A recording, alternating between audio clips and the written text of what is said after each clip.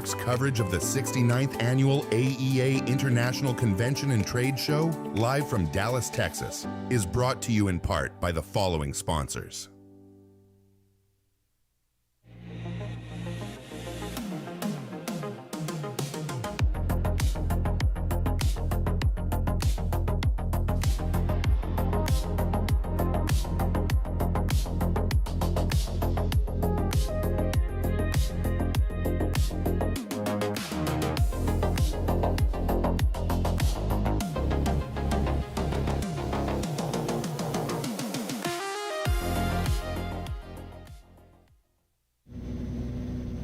My hip fuel gauge is really being weird. It's acting up again. We've got plenty of fuel, but those gauges really are not all that accurate. Great. For years, fuel gauges confirmed you were empty, but couldn't warn you before. SAIS delivers certified full-range accuracy because knowing before empty makes all the difference. Accurate fuel gauges. That is so nice. SAIS, accuracy before empty. When speed and precision matter, the M100L FGTTA multi-wire delivers. This fully automatic air-cooled wire marking system can laser mark up to 16 different wires or cables on demand with zero waste wire, making it ideal for high-mix production. A UV solid-state laser with high-speed scanning produces sharp, permanent markings, while user-friendly software supports any TrueType font, graphics, logos, and barcodes. The system provides a powerful turnkey solution for modern wire marking.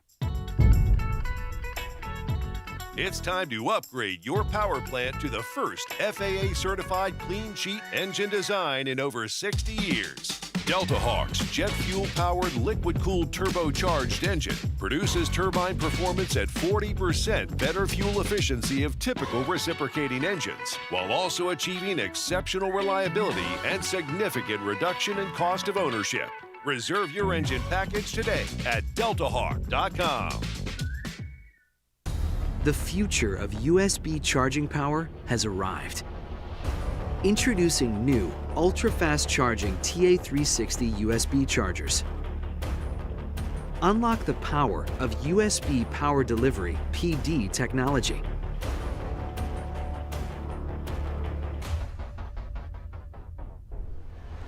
Max power.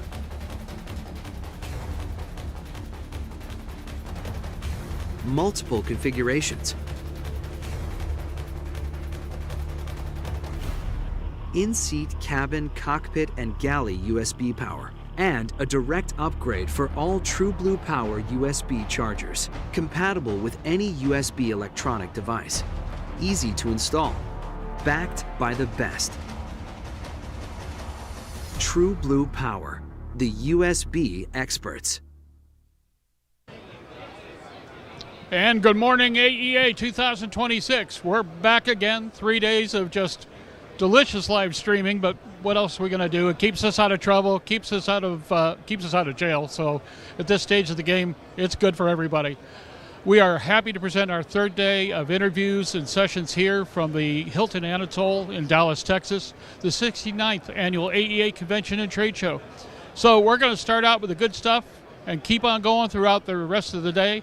I'd like to introduce you first to Katie Kerner of TriStar Technologies. You've seen some of their work over the years, both through our interviews with Katie and interviews with Alex.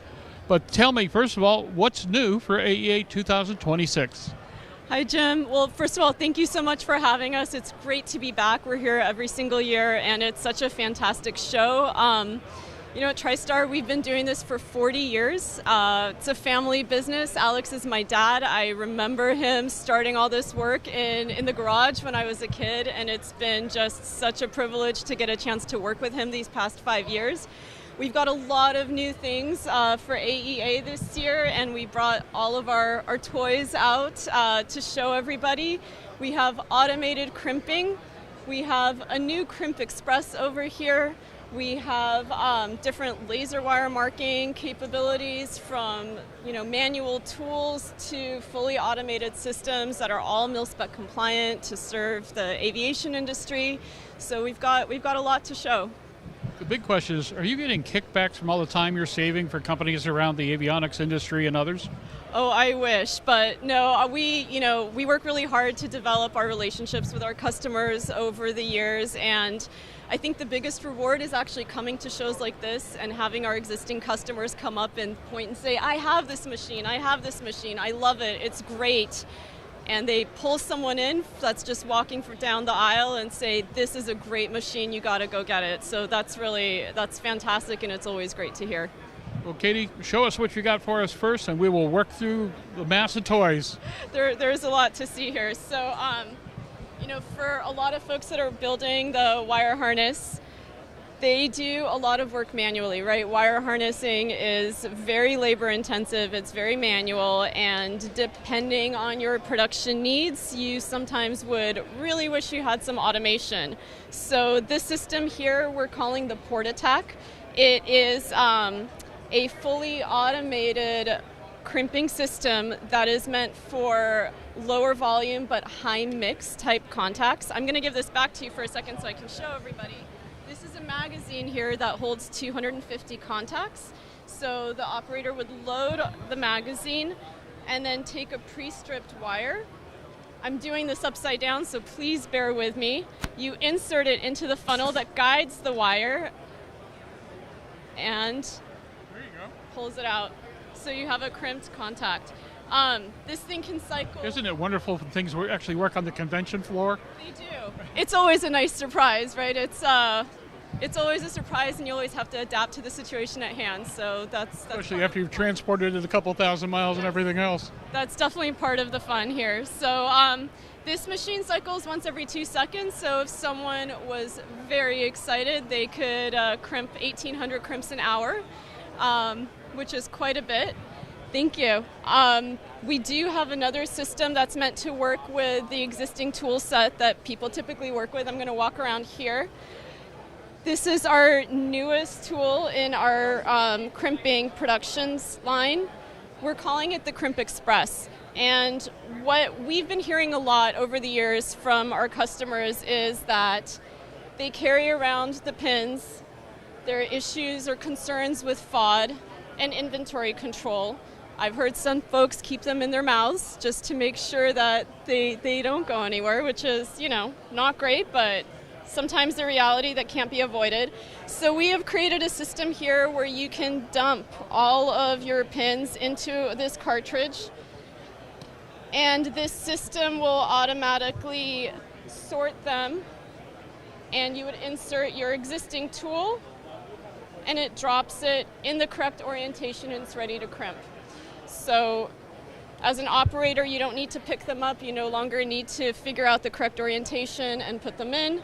It's ready to go, and it increases efficiency between 3 and 5x. You're using the tools that you already normally use. You're ready to crimp, and our customers enjoy this because it's very small, it's portable, it's battery powered. You can take it directly onto the aircraft if you desire. It's got about 6 to 8 hours of battery life, and the cartridges will maintain both inventory and FOD control on all of the systems. I'm going to hand this back to you. Sure. What's next? Okay, so these are for the crimping. All right. We also do a lot of laser wire marking equipment, and we have a couple that have different levels of automation again. This one we call the Econolaser. It is a laser marking tool. It has the same laser and optics as our fully automated system, so it's fully mil-spec compliant. And this allows an operator, it's about 40 pounds, to pick it up, to move it to wherever a convenient work location is. Insert a wire. You would type up whatever message you would like on the laptop, any logo, barcode, any font size, and you hit mark, and the system will mark for you. The operator can pull it through to their desired length and cut it to length. This machine is great for low volume, or if you're doing any rework with already pre-terminated ends, you can pull this in and out of the machine with your ends already terminated. So this is a great little start-off device that's very portable. Okay, let's make our way around here and See what's next on the list. Okay. Excuse us, folks. This is all live stuff, so we're going to move around and try not knock anybody over. All right. Katie, it's all yours again. Yeah, this is live, so thank you for bearing with us. This is probably one of our most popular systems, and a lot of folks, I think, watching would be familiar with this one. This is our M100 series. It is our standard laser wire marking system. This system will take a spool of wire, it will automatically dereel it, measure it, laser mark it, cut it, and coil it to whatever your specifications are. Our customers really enjoy the fact that they can just load up their job with an Excel spreadsheet. Everything gets loaded in the software. It's a turnkey included system. It's ready to go, and very mobile, very robust, and it's really kind of the workhorse of a lot of operations. Most popular unit you make right now? I would say that this is, yes, the most popular unit we make. It comes with a couple speeds, so 40 feet per minute in terms of production, and this one is 100 feet per minute. But the system is very simple to run, and it will, again, laser mark any logo, barcode, font, size, really anything to your specifications. As you can see, we've got the little TriStar logo there. I don't see Aero-News here anywhere. I'll mark that up for you. Absolutely. We got to get our souvenir somewhere. Absolutely. We can mark your name. There we go. And Aero-News, yes. All right, let's continue the tour. Okay. And the last system that we currently have with us here at AEA is our laser wire marker that we have partnered actually with Schluniger with their cut and strip machine, so that you get the functionality of laser marking as well as cutting and stripping. TriStar has a unique partnership with Schluniger, and we have integrated to use their existing Cayman software where our equipment talks to their software. You can fully program and specify the length of wire, the message on the wire, the distance between messages, as well as the strip parameters on their Cayman software. And this system can run and go as well. This is another very popular unit for folks that want the cutting and stripping capability. Here you would load your data and then run the system. Batch size. And it should be running. As you can see, it's marking here. We see stuff moving. You see stuff moving. We have activity. And it is marking, cutting, and stripping to length. Again, also a very popular system that we have. Excellent. All right. Well, the question I would like to get in front of people is that you're well entrenched, you're certainly well ensconced within the aviation industry, but you're working in a number of industries that require this kind of technology. Can you give me a little bit of idea of the width and breadth, so to speak, of the industries you service? Yeah, absolutely. And you're right, Jim. So we started with aviation, aerospace, and defense. It was kind of the cornerstone, the cornerstone of our industry. And a lot of these technologies were developed in order to service these industries. However, we found over the years that this technology, the laser marking technology, is widely extensible across medical device manufacturers, for example. So we do a lot of work with medical device manufacturers who require us to laser mark their catheters.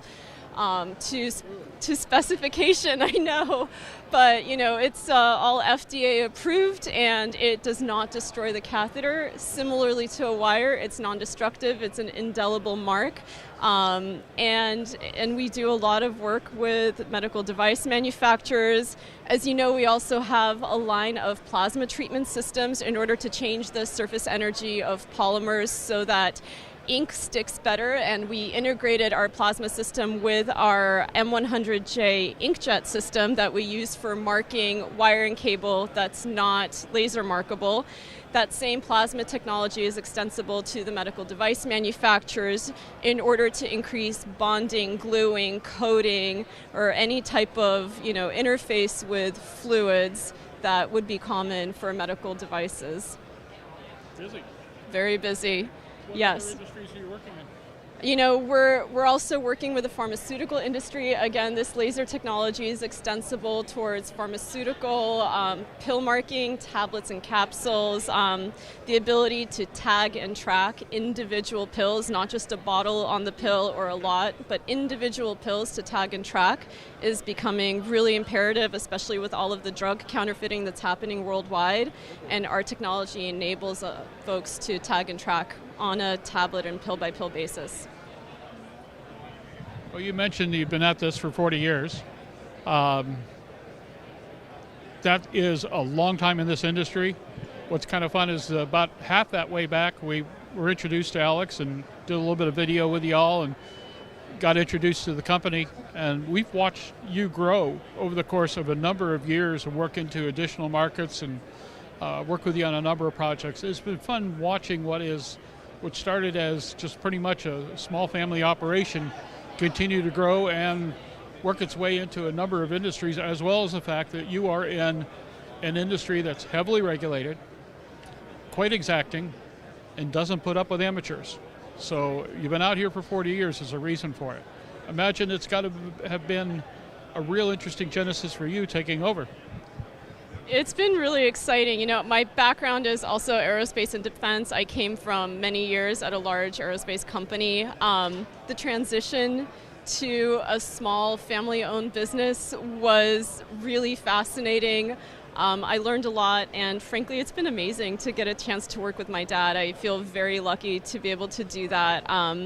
And you know, coming into TriStar, because it is a small family-owned business, there's such a great opportunity to wear multiple hats, right? Everybody does a little bit of everything, and that's really to the benefit of I think, the company. Everyone is cross-trained a little bit. Everyone really has to understand how the systems work at a much deeper level because it's a small company, and everybody really needs to be cross-trained to really understand, to be able to troubleshoot, and it's just a lot of different hats that you get an opportunity to wear.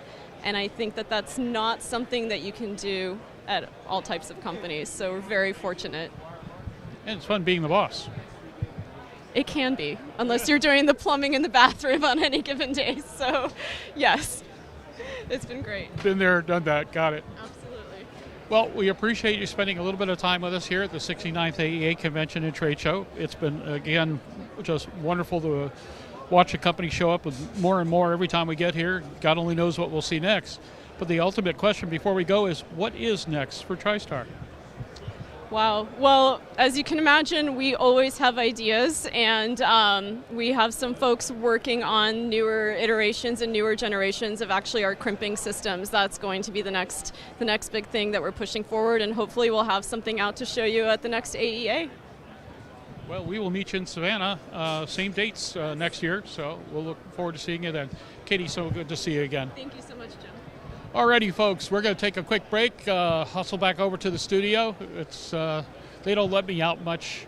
I wander around, bump into things, break things. It's a horrible thing to follow, so they got to strap me in my seat over there and sentence me to interviews for the next few hours, and the poor folks who have to deal with me. In the meantime, we will be back in just a few moments. In the meantime, watch a little bit of our messaging, and we will be back with Aero-News live from the floor of the 69th Annual AEA Convention and Trade Show in just a few minutes. Be right back.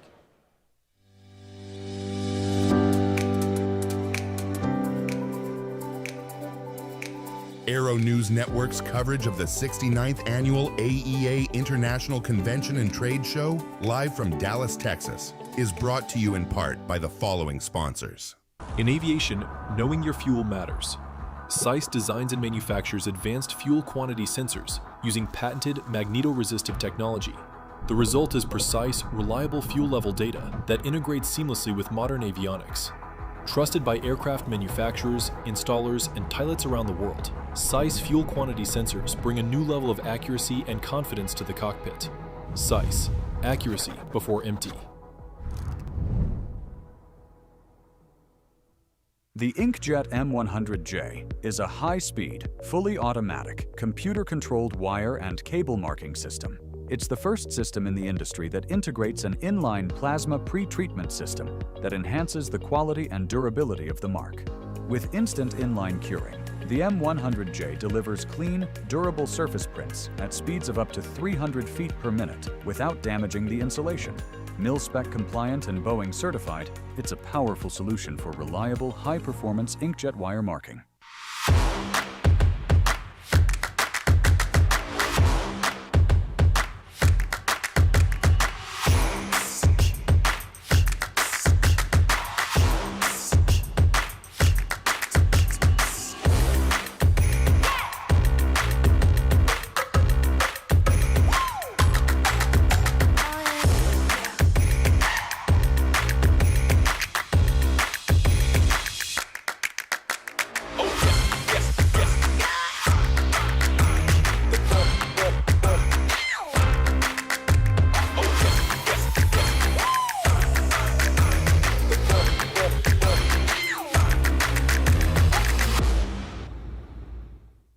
The legendary BD4-seat program is building an exciting future for those who want a rugged 4-seat family flyer with a proven history.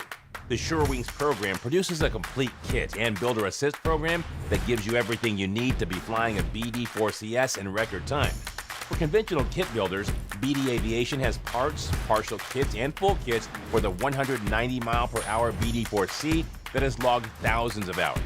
Visit SureWings.com and BDAviation.com for more details.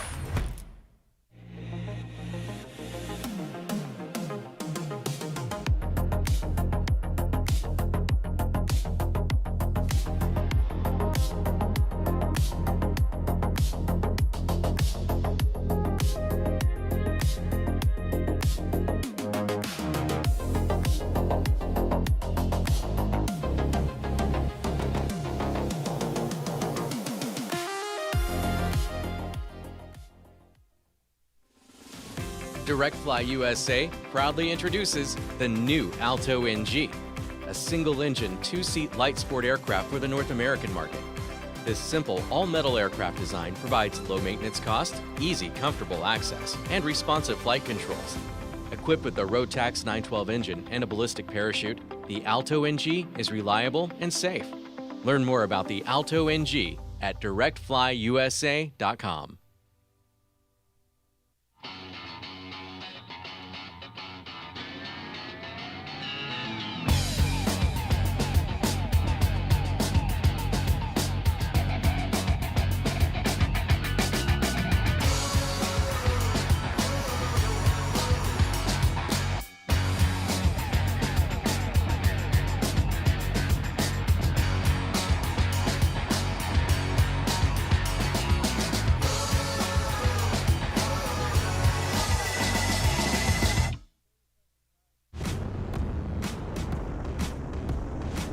Flying is my entire life. It's all that I've ever known.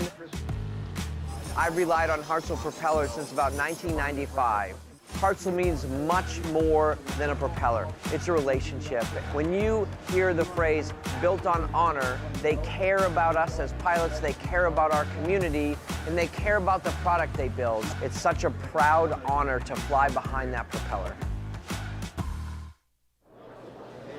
All right. Transitioning from live on the floor over with the TriStar Technologies folks, Katie Kerner and the gang, over here to the stage where I get a nice seat for a change. I don't mind this sitting on the job thing. It works well for me. So, you know, we'll do what we got to do. I want to welcome Jim Turner to the hot seat. The hot seat works for me.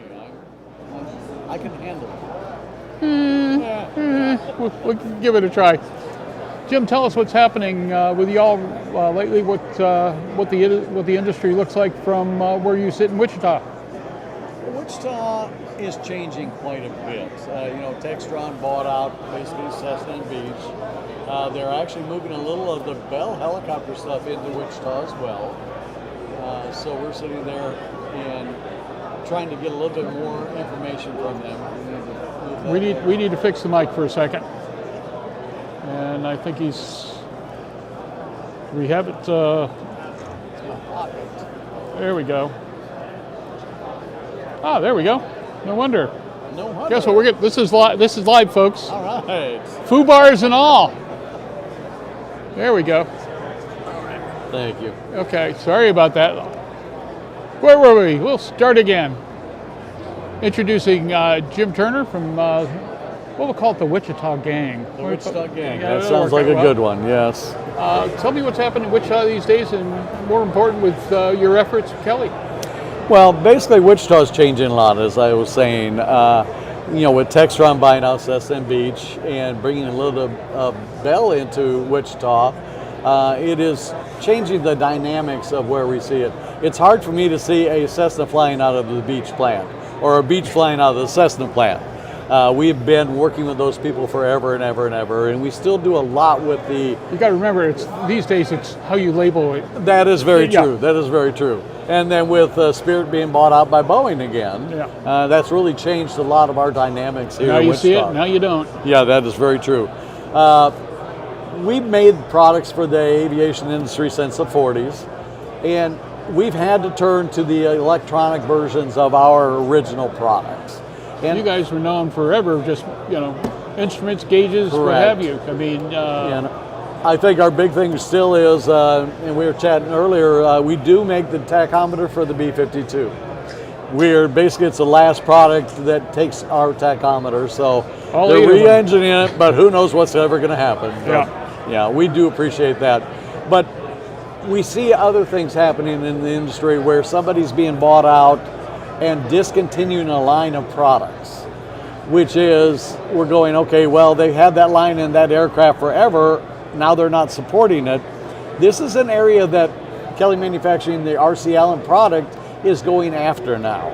We're trying to support some of the older aircraft with autopilots. There's plenty of them out there. Oh yes, you have an autopilot out there that's been in the plane for 30 years. They've been using mechanical products. Now we have a digital version that'll work with the mechanical products. And that's what we're trying to do.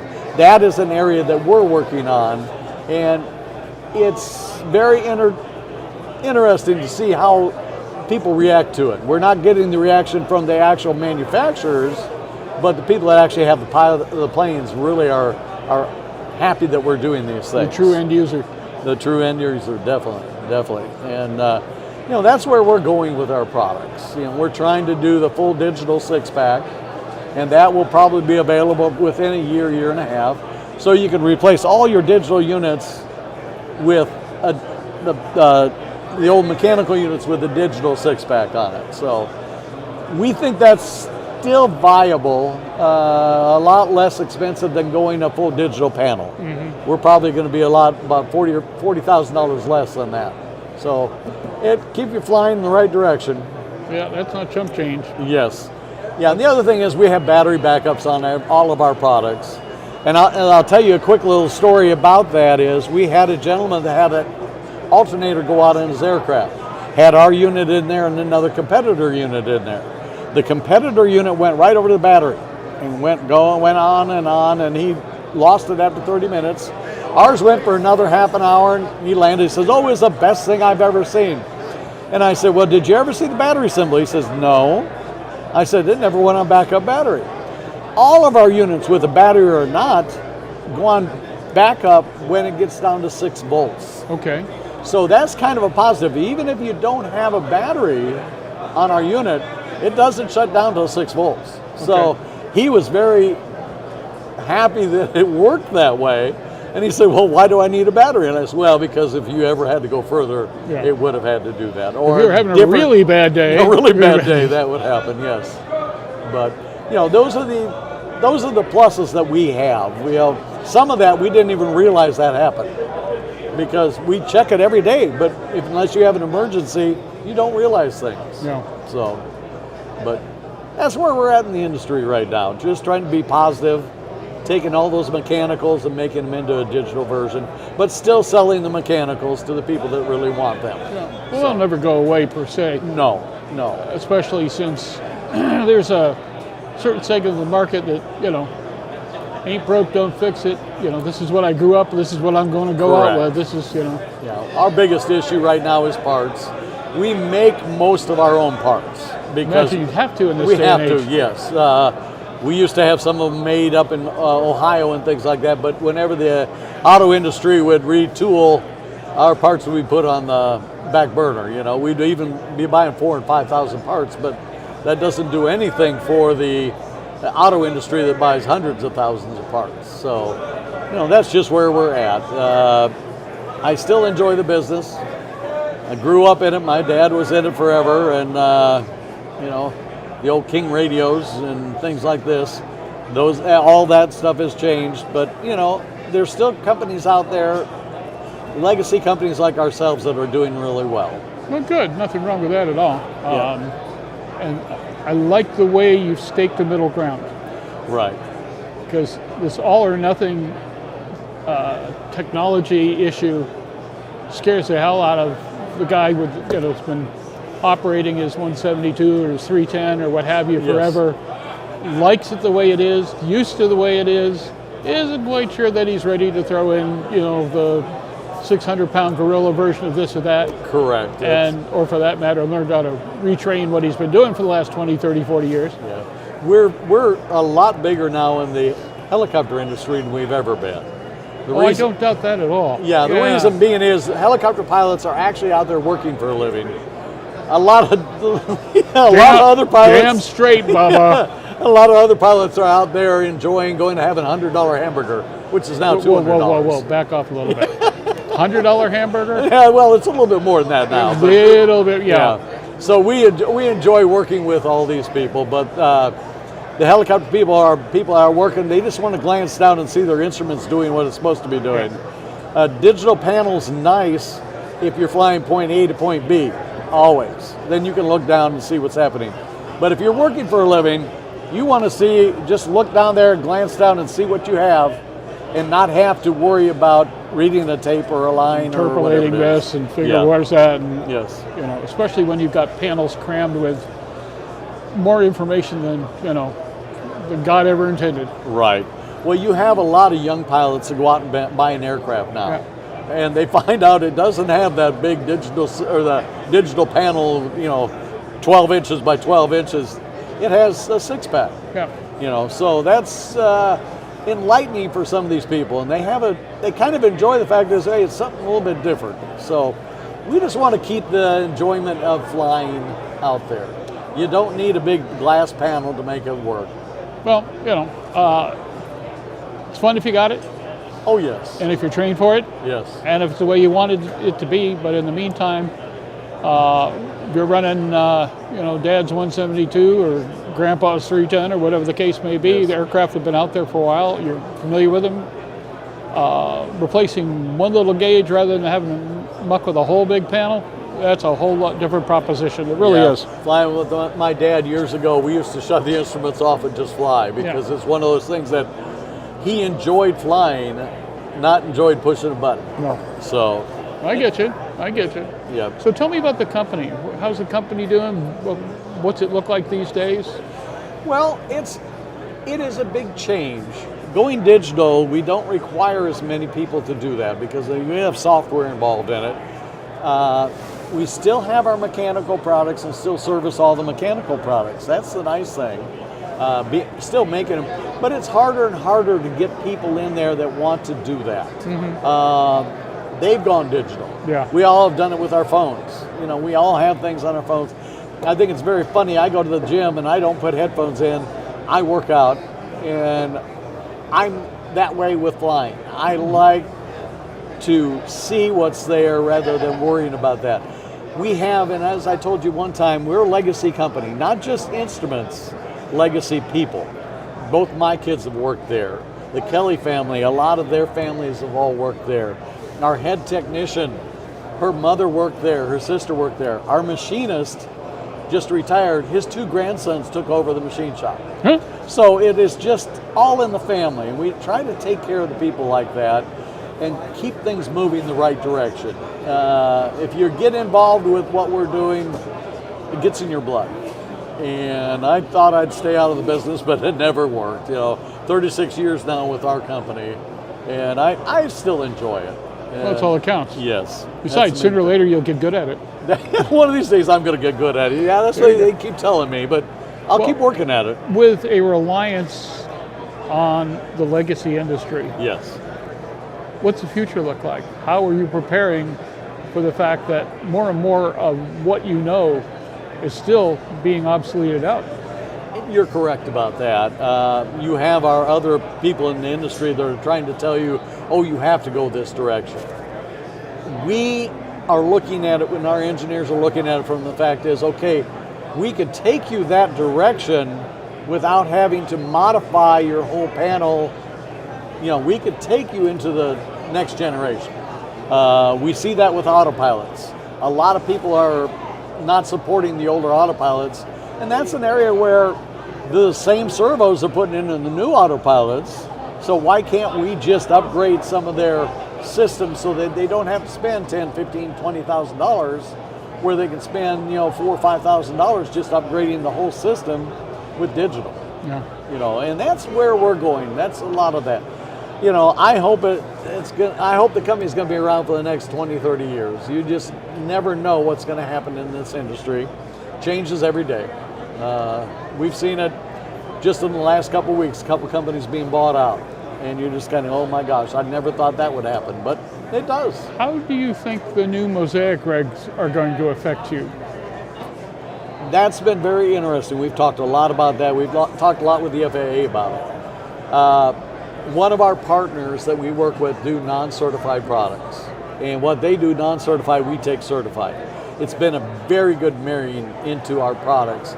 And so we're talking with them a little bit more about, okay, how can we do maybe a AML-STC or something, or a PMA to get into some of this Mosaic information, because they're changing the weights on aircraft. They're changing how you have to address that. They're changing the health, whether you have to have a medical for some of these aircraft where you used to have it before. Mm-hmm. So, the industry is changing, and we'll see a lot more in 2 weeks or 3 weeks at Sun and Fun. Hearing a lot more from people about that and how that's going to react. We're hoping it is positive for us, but we have to look at it as, okay, well, now we might be able to put some glass into things that we haven't been putting glass in. And without doing the TSOs and all this stuff, we might be able to save a little money for that. Well, a little bit of a plug for something that we're doing this year for Sun and Fun, in addition to all the things that we do as our media partner. But we have a presentation on Thursday in the light plane area, which we'll be shooting live as well, called Mosaic Day. Okay. And the first presentation out of the gate is the F-37 committee, the AST committee, which the next day is submitting all their final recommendations, which should be the final version of Mosaic on July 26th. Oh, that'll be interesting. So keep an eye out for that. I know Linda Sollers is working on that for us. A couple of other folks will be joining us, but Thursday morning, 10 a.m., airborne-live.net, and get the straight skinny.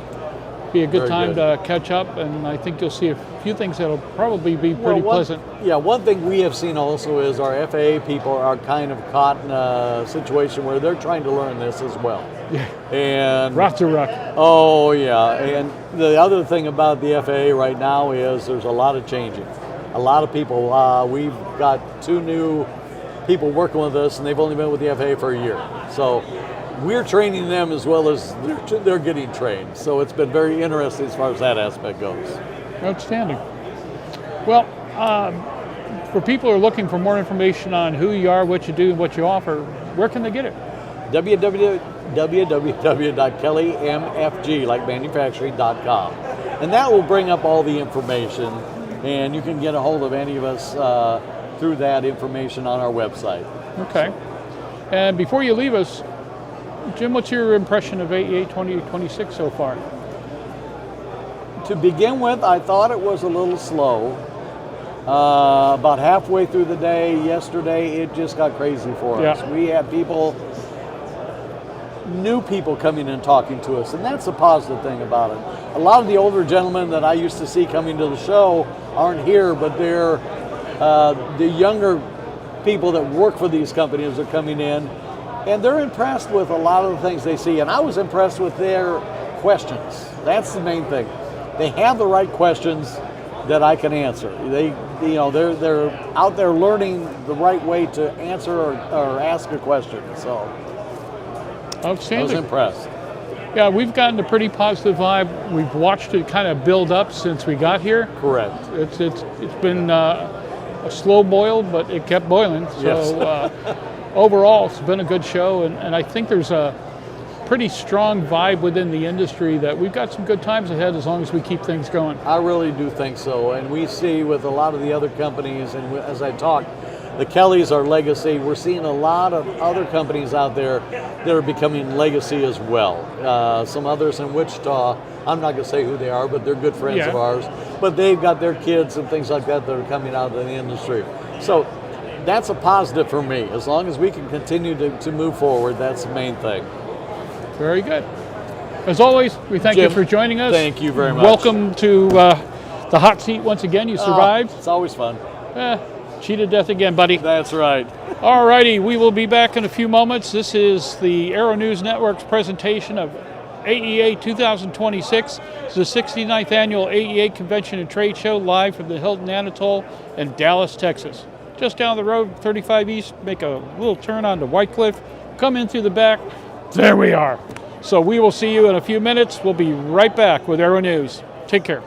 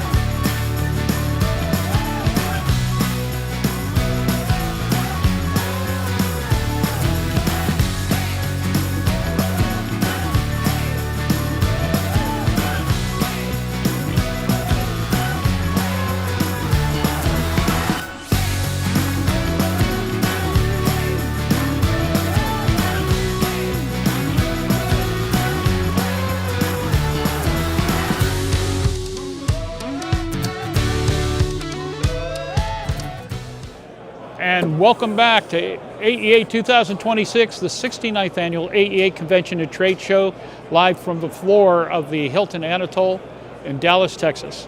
By the way, next year, I know we're coming back to Dallas the year after, but next year we're going to be in Savannah, and I'm looking forward to that. It's just up the road from Aero-News headquarters, but in particular, it's close to where my folks used to live, and it's a great town to party in.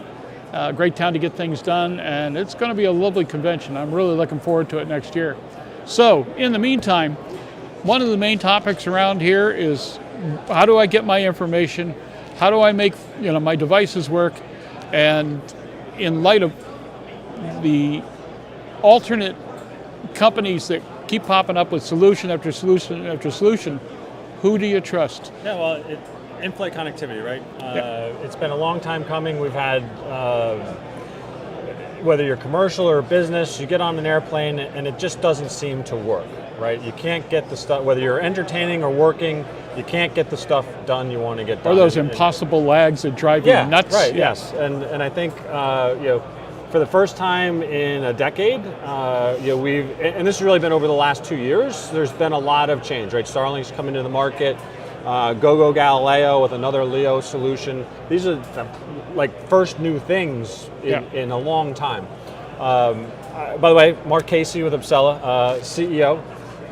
We acquired a network called Smart Sky last year. It's the only other US-based air-to-ground network, 300 ground stations, CONUS coverage, and products that deliver between 5 and 30 plus megabits per second. So kind of between the legacy ATG, not the same bandwidths you're going to see with LEO or SATCOM, but certainly really super fast stuff and super economical. Air-to-ground is always going to be more economical than SATCOM, right? And so that's, where do we fit in the market? We fit kind of above the legacy ATG stuff and below the more expensive SATCOM stuff. And so who do you trust? Well, it's hard not to trust Starlink, right? Big global brand, until Elon jacks the prices again. Yeah, well, that's certainly something that's driving folks nuts, right? Just earlier this month, the GA community was shocked by by being told that we can no longer use the roaming plans. No roam, no local priority, no global priority. We now have 2 new aviation Unless plans. you're flying a Piper Cub. Yes, correct, right. 100 mile an hour? Yeah, really. And certainly with the prior speed limits, I do know people that were slowing down just to use the service. But it does create this sort of dichotomy. Yeah, indeed.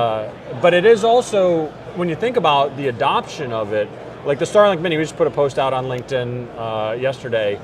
Love it or hate it, right? It's a very the Mini itself is a very polarizing device in general aviation.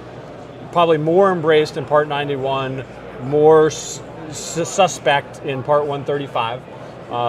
We put together a guide how to do it legally, whether you're flying Part 91 or Part 135. So we provide air-to-ground connectivity, but it's only US based. So something like the Starlink Mini is a great complement to an air-to-ground network. So it's something that we're certainly following and keeping on top of. But from a pricing standpoint, the game kind of just changed, at least at the lower end of the market, where people were paying $65 to $100 a month, suddenly looking at a $250 or $1,000 a month bill for connectivity and suddenly priced out of the market. The worst part is the bandwidth limitations. In terms of how much bandwidth you're getting and what you're going to be paying per gig thereafter. Okay, yes. The way some of these things are being utilized in the community, I mean, they were streaming stuff. Sure. It's insane. Yeah, I mean, easy to burn through 100 gigabits a month, right? And on the current Starlink plans, 20 gigabits for aviation is what's included, and then everything above that's metered. That's a busy day for me. So, oh goodness. So who is the current target for Apcela? Yeah, well, so when you think about in-flight connectivity, you have sort of nice to have and you have need to have, right? Nice to have is Part 91 operators, kind of the lower end of the market. Corporate, big global, SATCOM, right? That's going to be your traditional Viasat now, Starlink, Go Galileo. Very aggressively pursued. We're in between there, right? Ooh, so sweet spot. Yeah, sweet spot for us, totally, right? Outstanding. An underserved market. We focus predominantly on charter and management companies operating 5 to 50 plus aircraft. That in the charter market, Wi-Fi is a have to have. It's not a nice to have. Right? You're spending thousands to tens of thousands of dollars on a charter trip. You want Wi-Fi connectivity. But just like the rest of the world, whether you're getting on a commercial airliner or a private business jet, you've become accustomed to, it just doesn't really work that great. I'm in communication, I can text, I can let people know what's going on, but in terms of actually getting real work done, that's been a real challenge. And that's where we're seeing a real opportunity here. A typical broadband passenger wants 1 to 2 megabits per person. We have thousands of airplanes flying around today. The entire airplane's got less than 1 megabit. So that's our opportunity in this charter fleet where these airplanes are flying around with less than 1 megabit to upgrade those airplanes to 5, 10, 20, 30 megabits, where you can handle a passenger load of 15 or 18 and everybody can do exactly what they want to do. If they want to watch live sports, they can stream live sports. If they want to FaceTime, if it's a business trip and they need to make a Teams call or a Zoom call, they can do that, right? And that's really, people talk a lot about make sure the rental car is waiting for them when they land. Yeah, they just want to be able to, same thing they do when they walk into work or at home or a coffee shop. They just want to be able to do the same thing on an airplane. That's been a real challenge, really, for the last decade. I think we're on the precipice of that changing. Well, it's going to be an interesting market for the foreseeable future. The big question is where the shakeups are going to occur from here on out. Yeah. Not that we haven't had a surfeit of those, to say the least. In taking over the property that was once Smart Sky, what did you find remarkable about the technology? How smooth has that transition been to take this back into the commercial market? Yeah, well, anybody that's followed the Smart Sky story knows it was a struggle, right? Smart Sky's business failed. It was the business model that failed, the go-to-market that failed. It wasn't the technology that failed. The technology is amazing, right? The ability to deliver, we use 60 megahertz, the spectrum, to deliver 5 to 30 megabits plus of bandwidth, right? That just hasn't existed previously. And so from a technological standpoint, the technology is just incredible. Bringing it back to market hasn't been easy, right? The company and the network ceased operations in late 2024. We closed the acquisition in the second quarter of last year. We spent the summer rebooting the network, got all the former customers flying again, and really over the last 6 months have seen things really take off. I've got data reports right here of what customers are seeing, and we're seeing peak data rates in the 10 to 30 megabits plus range. We're seeing utilization on the system at 15 to 50%. So those data rates, and we're only using half the available capacity, and we're seeing flights that are consuming hundreds of megabits to multiple gigabits per flight, right? At a very cost-effective price point, particularly for the charter market. So it's taken us a year to get this thing back up and going, but here's the performance data that shows what the customers that are on that network are loving it. Kind of extraordinary you've accomplished that much in that period of time, especially the turbulence that is this industry right now in particular. What are the equipment requirements per aircraft? Yeah, so we have, we call it a modular system, ATG 1 ATG and dual ATG. So we have an aircraft-based radio, an LRU, and that's modular. You can attach a single antenna to it, or you can attach dual antennas. The first antenna is a duplex antenna, delivers 5 to 20 megabits both on and off the aircraft. The second antenna is a receive only and adds another 10 megabits. And so depending on aircraft size, our 1 ATG system will fit on any turboprop or light jet. The dual system requires a little bit more airframe space, and so you're talking about sort of mid-size and up. So kind of your mid-level Citation 500 series and on up, for example. Are you finding any market trends at this point, especially with one of the things big stir that's been occurring that we've done? That and obviously it's a thin market, right? You have Starlink, you have GoGo, you have Viasat. And particularly down market. There's just not a lot of options, right? And so it's very similar to the traditional cellular market, AT&T versus Verizon.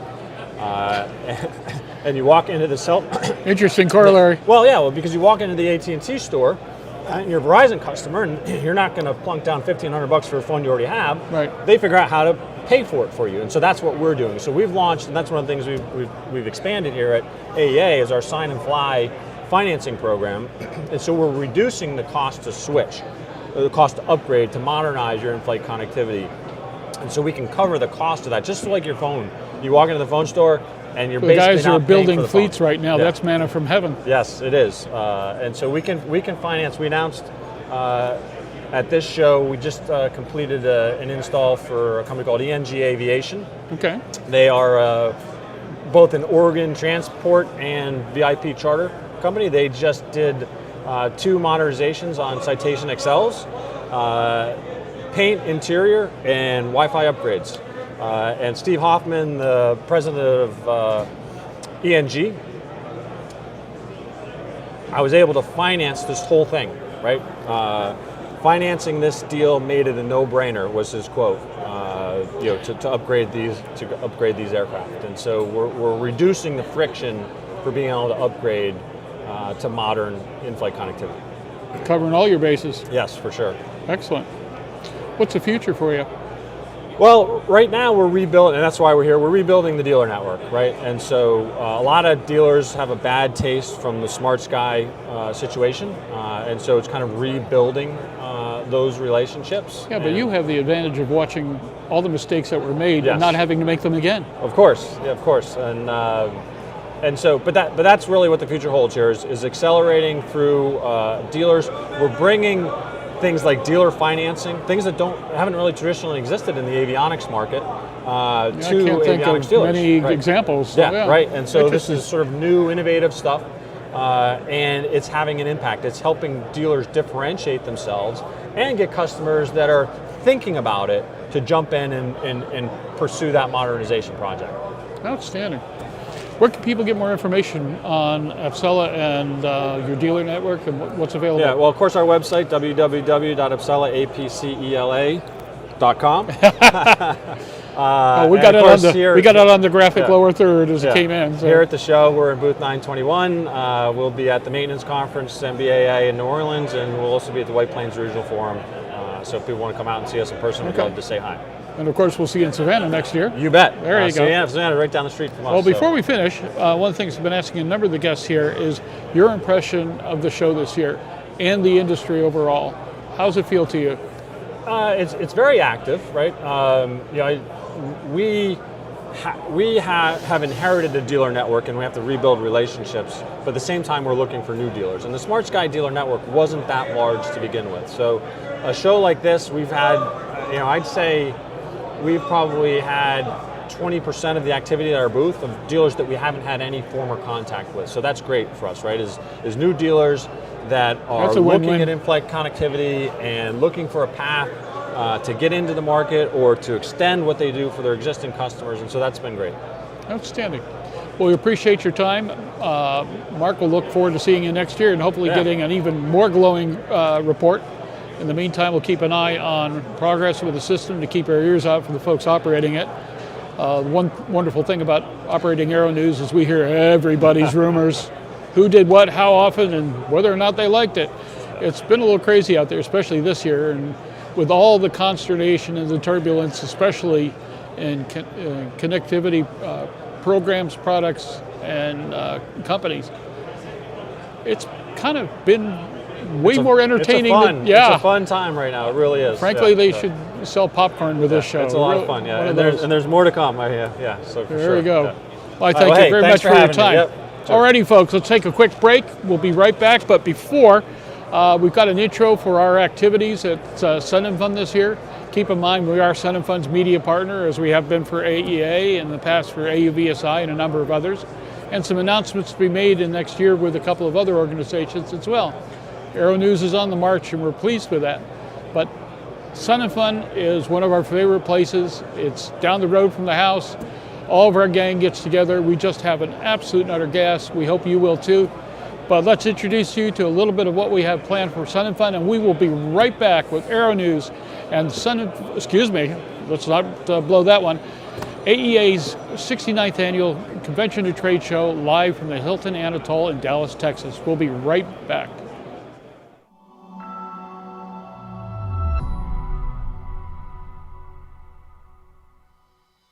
Sun & Fun isn't just another air show. It's where aviation gathers, where ideas take flight, and where the future of flight begins to take shape.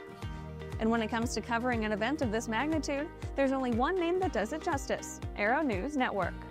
We don't show up to watch history happen, we're there to break it first. Because once again, Aero-News Network brings you the most comprehensive, aggressive, and authoritative coverage of Sun & Fun anywhere in the world. We kick things off before the gates even open, with aviation's most anticipated press event of the year, the Sun & Fun Innovation Preview. Broadcast live as industry-changing technologies, aircraft, and ideas are revealed to the world for the very first time. No filters, no delays, just the future as it happens. Every morning at 0900, we go live with the Sun & Fun Morning Brief, your daily flight plan for the show. Weather, airshow highlights, must-see exhibits, and exclusive interviews you won't find anywhere else. From the heart of the action, so you never miss a moment. All week long, our cameras are everywhere, delivering non-stop coverage through the Sun & Fun Digital Daily, on-site episodes of Airborne, and more than 100 interviews, features, and Aero-TV segments. This isn't highlight coverage, this is total immersion. And this year, Thursday takes on new meaning, Mosaic Day, live from Paradise City in the light sport area. Aero-News brings together the voices, experts, and visionaries shaping the future of general aviation. Real conversations, real consequences, real opportunity, because Mosaic isn't coming someday, it's here. We're also connecting the dots to what comes next, the next generation of aviation events. The Affordable Flying Expo launched right here in Lakeland, where hands-on flying, real buyers, and real aircraft came together, and where more than 8 aircraft found new owners in just one weekend. This is how aviation grows. And when the week reaches its peak, we bring you Saturday Flight Live. Wall-to-wall coverage of Sun & Fun's spectacular day and night air shows. Streamed live, seen worldwide. If you can't be here, we'll bring Sun & Fun to you. This is Sun & Fun coverage the Aero-News way. Unmatched, unfiltered, unapologetically thorough. Because no one covers Sun & Fun like the Aero-News Network.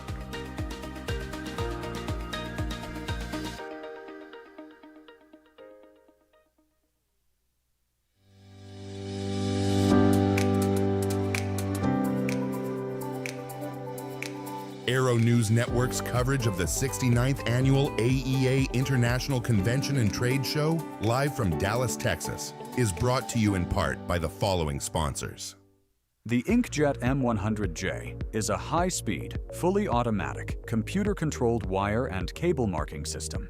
It's the first system in the industry that integrates an inline plasma pre-treatment system that enhances the quality and durability of the mark. With instant inline curing, the M100J delivers clean, durable surface prints at speeds of up to 300 feet per minute without damaging the insulation. Mil-spec compliant and Boeing certified, it's a powerful solution for reliable, high-performance inkjet wire marking. In aviation, knowing your fuel matters. SAIS designs and manufactures advanced fuel quantity sensors using patented magneto-resistive technology. The result is precise, reliable fuel level data that integrates seamlessly with modern avionics. Trusted by aircraft manufacturers, installers, and pilots around the world, SAIS fuel quantity sensors bring a new level of accuracy and confidence to the cockpit. SAIS, accuracy before empty.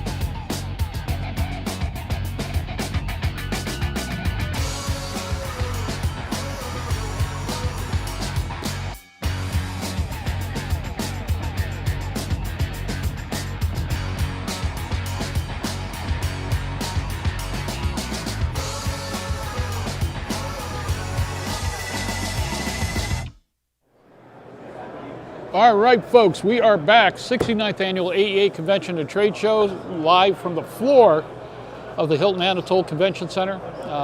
We're having a ball. It's been a great 3 days so far, and we're finishing up 3 days of live coverage with some of our favorite companies from around the convention floor, and occasionally you'll see a little bit of B-roll here and there. It's pretty well packed here. It's staying busy. A couple of folks thought, early Monday it may have been a little slow to start, but that impression did not last long. Activity picked up, kept going, and keeps going. It does. It has been a good show. Very good. Shane Woodson, our VP of GA, is the proper title? VP of General Aviation. There yes, we sir. go. Tell me what's happening right now. What? Great. You guys are everywhere. Pretty much everywhere, yeah. This UAvionics has spread the gamut across multiple Actually, if we want to keep this interview really short, tell me what you don't do. It's over. No, it's, we are in a great situation right now with UAvionics. The company initially started in the unmanned side, and I know you followed us through all of that. That market is really starting to expand out and explode right now in huge ways. Exactly. Being here in Dallas, I've had many conversations with people here. We are kind of in the call it the UAS and the advanced air drone mecca, if you will, in Dallas.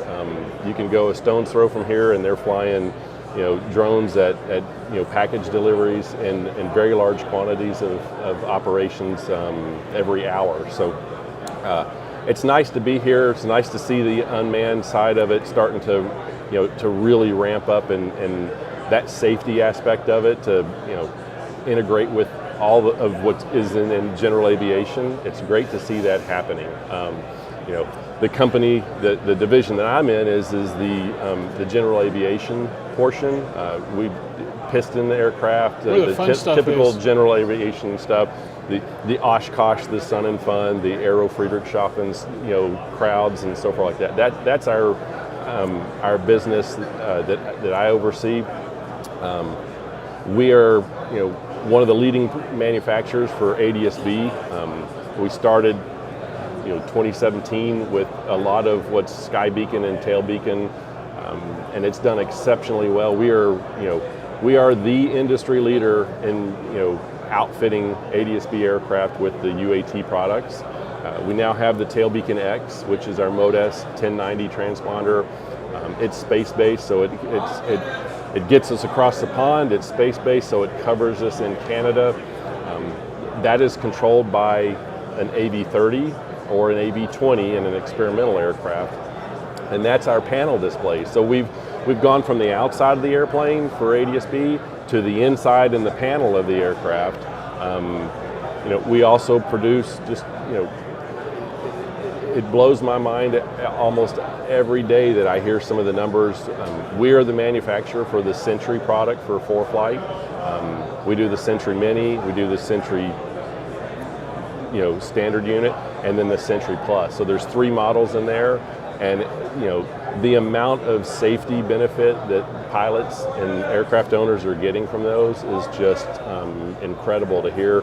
I don't go a week without hearing someone say, this device, it has a carbon monoxide sensor in it, or CO sensor, and I get typically times it's like, this saved my life. If I hadn't had this, I would have had must be gratifying. CO. It is very. That's, in my past career, we always kind of had this saying, it's like, hey, listen, we're not saving lives. I can't say that anymore. Yeah. We literally are. Things that we're doing with ADS-B, with, and I'll get into the other aspects of the company, but, it's been a shift in mentality. It's like we really are making the skies safer and more accessible. It's, we're easier to install. We're, respectfully, we're more affordable. We give higher value than what a lot of our competition does. You guys are everywhere. And it is. We're everywhere. It's been very gratifying to see the company continue to grow, and honestly see additional segments. Just recently in the news, seeing what's happened at LaGuardia. it pains me to see these things, but there's technology out there. We have our surface awareness initiative, which is a ground-based system that tracks all the aircraft, tracks all the vehicles in the movement area. So that technology is there to prevent these things from happening. It's just getting them out to more airports. Then we also do the airborne side of it, which is the airborne, it's APRT program. It's the Airborne Positioning Reference Tool, and it's for airports that don't have the STARS system, but yet they need that additional layer of positioning reference for those aircraft. We have vehicle transponders, that go on. They could go on fire engines, they go on snow plows. That's a big one is in the north when you're having winter. Should have been on one vehicle in particular. It should have, yeah. And it's seeing the cost of these things versus the repercussions of not having them. Again, it's very hard to see. And reconfiguring workflows to take advantage of that technology and make people cognizant of its existence, how to use it, make sure it's part of the overall workflow. Yeah, and that's one of the benefits. Just a radar system, you have to wait for that radar sweep. So you've got multiple seconds of delay for it to update that position. ADS-B updates every second. So you have that position updated every second. So if you've got that visibility, again, it's like preaching, to the choir, but it's preventable. That technology's there. It's just, in the past few years, it's been interesting to see how, I've been flying for 35 years. I've been in the aviation industry for a couple decades. So, we don't fly the way I learned how to fly. Flying aviation has evolved, and our systems and our technologies and our avionics, they have to evolve with us, and that's one of the things that's been very gratifying for UAvionics. That part's been kicking and screaming up till now. We have been innovating and we've been evolving with ahead of aviation, and in many cases, Jim, it's like we're there waiting for it to catch up to us. And it's starting to happen. So it's been very, like I say, it's been very gratifying seeing that, we're in the unmanned market, we're in the manned or the general aviation market, we're in the airports, as we call the aviation networks, and that's the surface awareness, that's the airborne positioning, and then we're also in the defense side of it. So I mean, we really do cover that full gamut of products, all the way into the defense. And every one of those divisions is extremely strong. So UAvionics is in a really great position right now. It's been years in the making. We celebrated our 10-year anniversary this last year. So we've moved to the next decade, and it's just looking positive to see where things are going. So I think when you keep your eye on safety and advancing things for the industry, only good things are to come. So it's been exciting to see how the company has evolved, how the company is continuing to grow, and really positioning through multiple business segments. We're not a one-trick pony.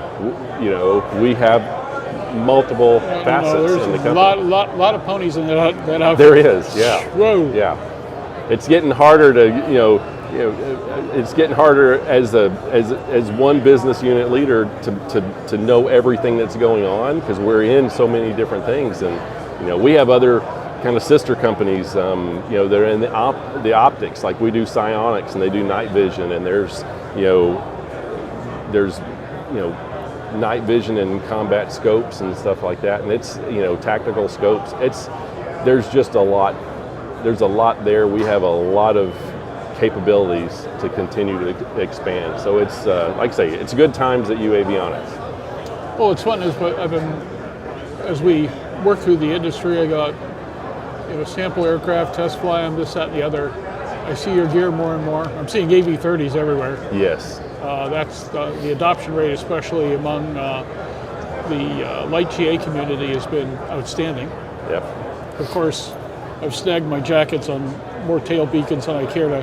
Yeah, there's a lot of them. And on that AV30, I mean, you've been watching it. It continually, grows and grows. It's going to get more. We just announced here, at the show, just before it, we actually had an update where now AV30 does integrate with ForeFlight, so you can plan your ForeFlight at home. You can plan everything, and when you get to the plane, that plan syncs over into the AV30. So, it goes back to evolving.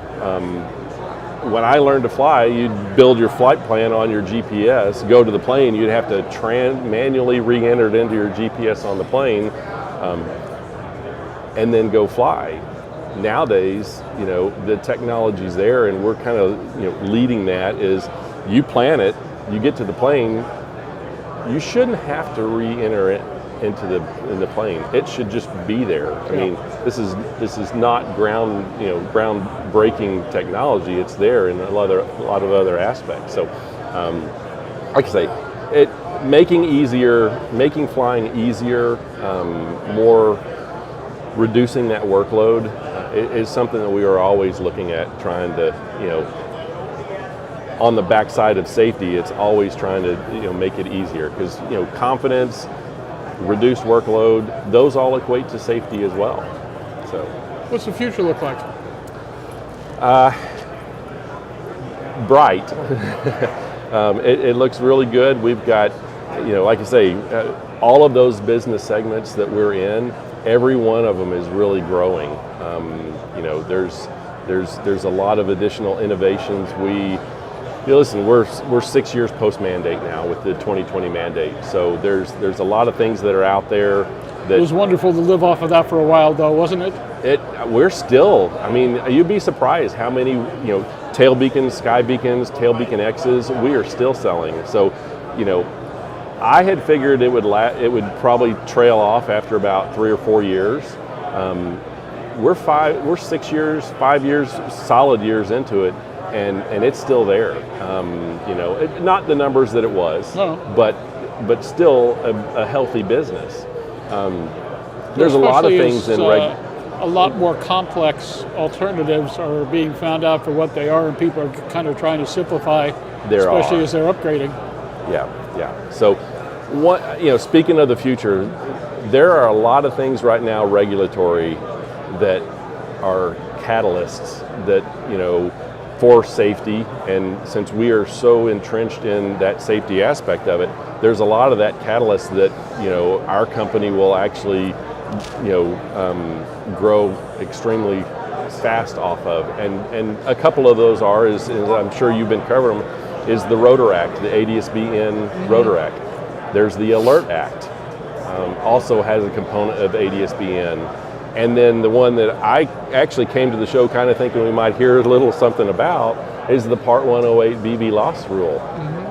It was due mid-March. But that's FAA standard time. Correct, but it's not there yet.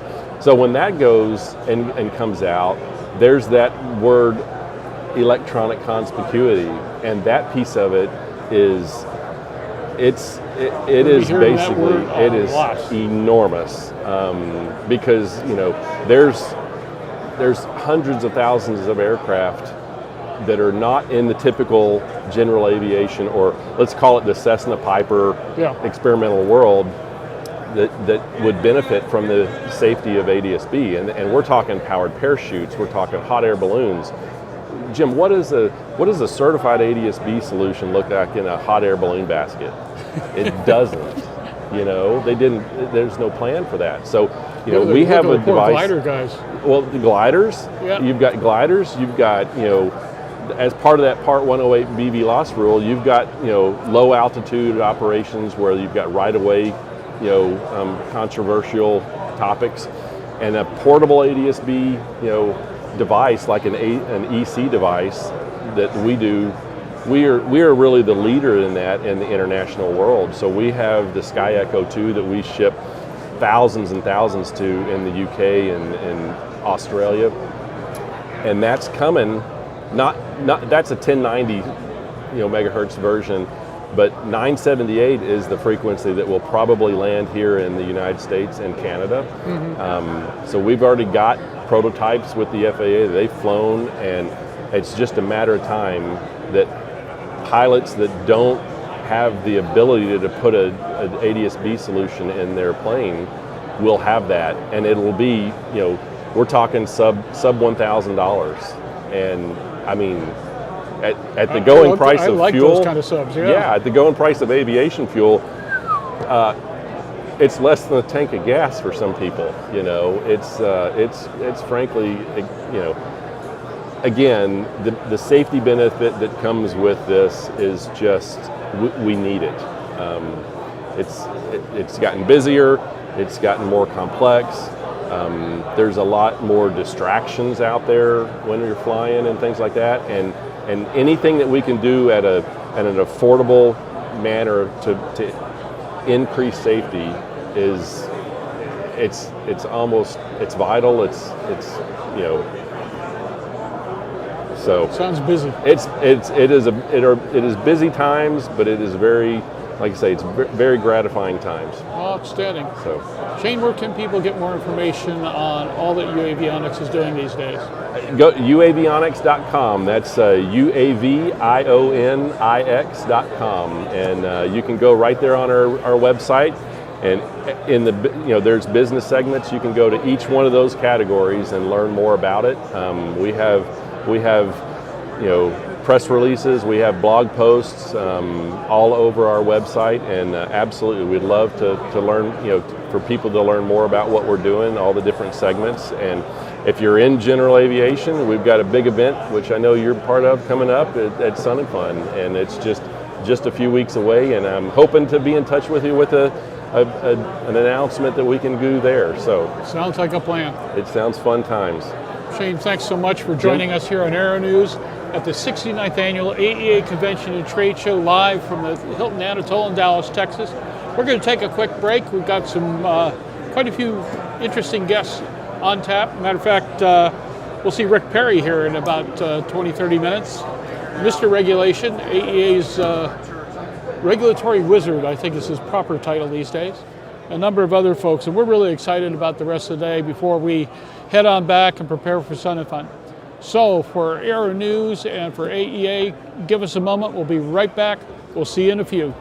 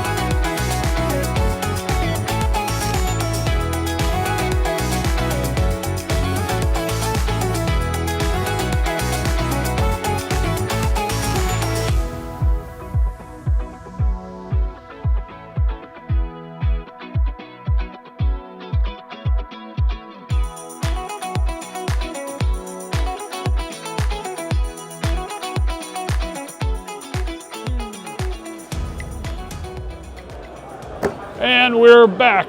Didn't learn anything from before. You're coming on back. We are at the 69th Annual AEA Convention and Trade Show. We're excited to be able to continue to show you the best and brightest of the avionics world.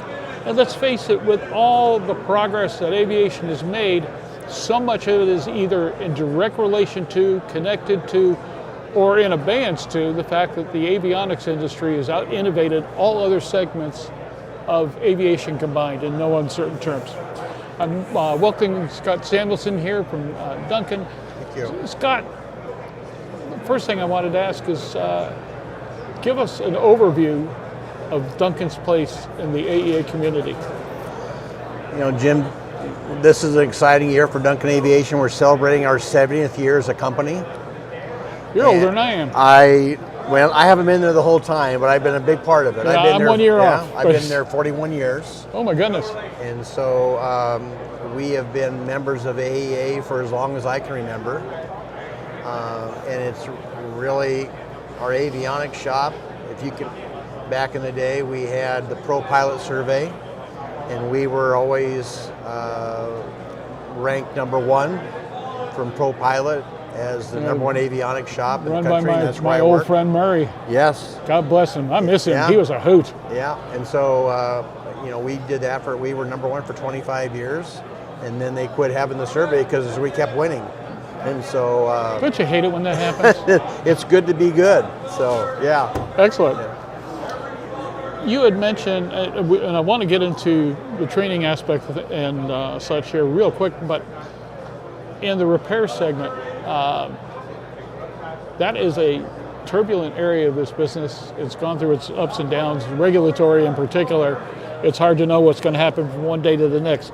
How do you survive in this business, especially building a reputation like Duncan has over the years? I think in the repair industry, it's reputation, and we have a very good reputation. We actually, in the avionics repair at Duncan, we have over 65 bench technicians, and we will repair and ship over 50 units a day across the country, across the world. That's busy. Yeah, it's busy. A lot of it is always looking for new capabilities, but not giving up on any that you might not be that busy on, because there's always someone that needs that. And I think that we've just built a reputation with our customers over the years that they trust us and know that we'll do all we can do to repair that box for them, and that when they get that box, it's going to be something they can count on working. So quality is a big thing to us. One of the fun parts of Aero-News is we get a lot of your pressers, projects you're working on, the things that you're doing, and it's obviously it's a busy and highly accomplished company in a lot of ways. But one of the things that you touched on was the training aspect of this business. And we talked to a few folks, and we're going to talk to Rick Perry here in a few minutes, and that's going to be a big topic. But if there is a more critical topic to the future of this industry right now than training both the folks in the industry to keep up with the technology that's presented to us on a daily basis, as well as folks coming in, I don't know what is. Yeah. How do you handle it? Part of what I do now is I get the chance to go out and visit schools and talk to students. And I think a lot of what they don't know is that they can have a career in aviation. Good one. Yeah.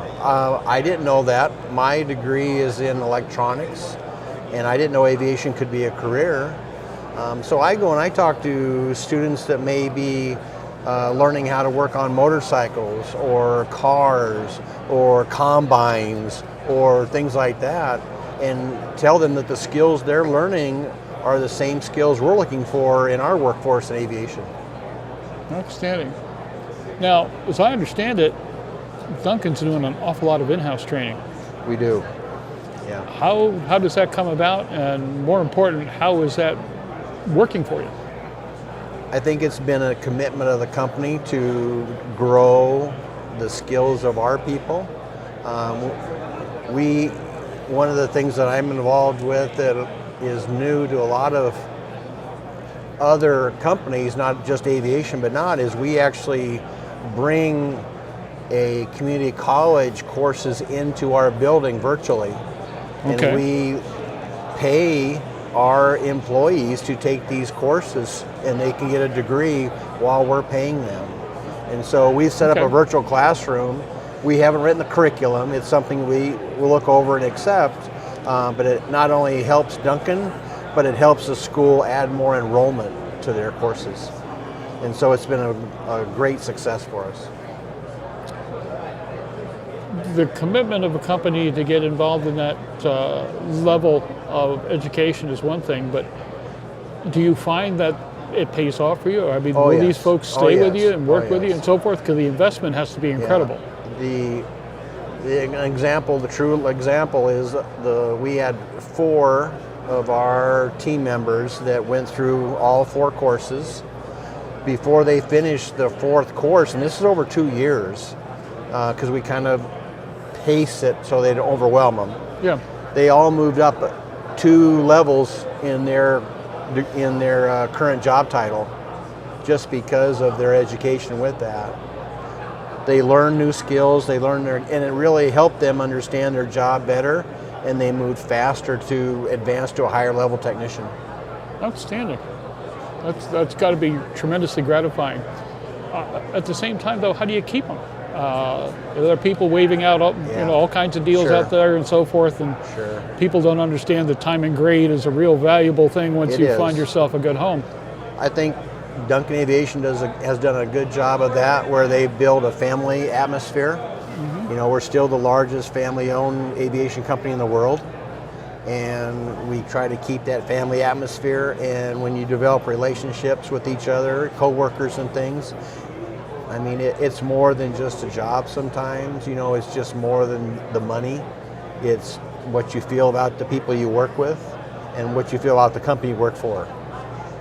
What do you think about AEA's training initiatives right now? They've just had some announcements to continue on with what they initiated last year. It's been incredibly aggressive and, to a certain extent, a little risky. You know, it was something that I'm fortunate that I've been part of the workforce committee with AEA. So we get to blame you too? You can blame me. All right, now we're talking. Now, you know, we're to point the finger. So we wanted to make that certification a little bit more relevant to current technology than the AET was. And so Nick Brown and a lot of the people on the workforce committee have done a great job of creating the new CAET, which was just accepted this week by the FAA towards repairment. Have you heard the story about Mike wanting to announce it, and waiting, he comes down after all the announcements, everything, there it is in his email. Yeah, 2 minutes too late. I talked to Mike about that. He said we just got the letter when he was talking about it. So the timing was incredible. But, you know, this also will really help the smaller stations that need to have a training program. This will give them a built and ready to go training program that they can use.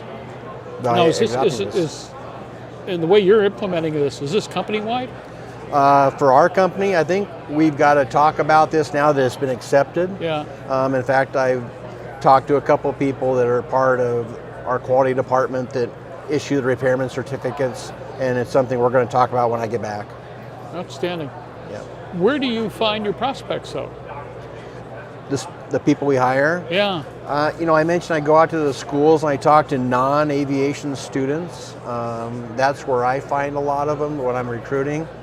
But we still have a very strong program in Nebraska with the school I went to, and we sit on their advisory board for their curriculum.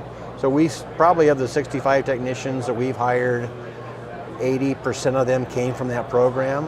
Wow. But it's harder because now it's successful, everyone's hiring them. Yeah. So that's why we had to spread our net a little bit wider and look at other programs that we could go ahead and recruit from, like a power sport technician or an automotive technician or a diesel mechanic or things like that.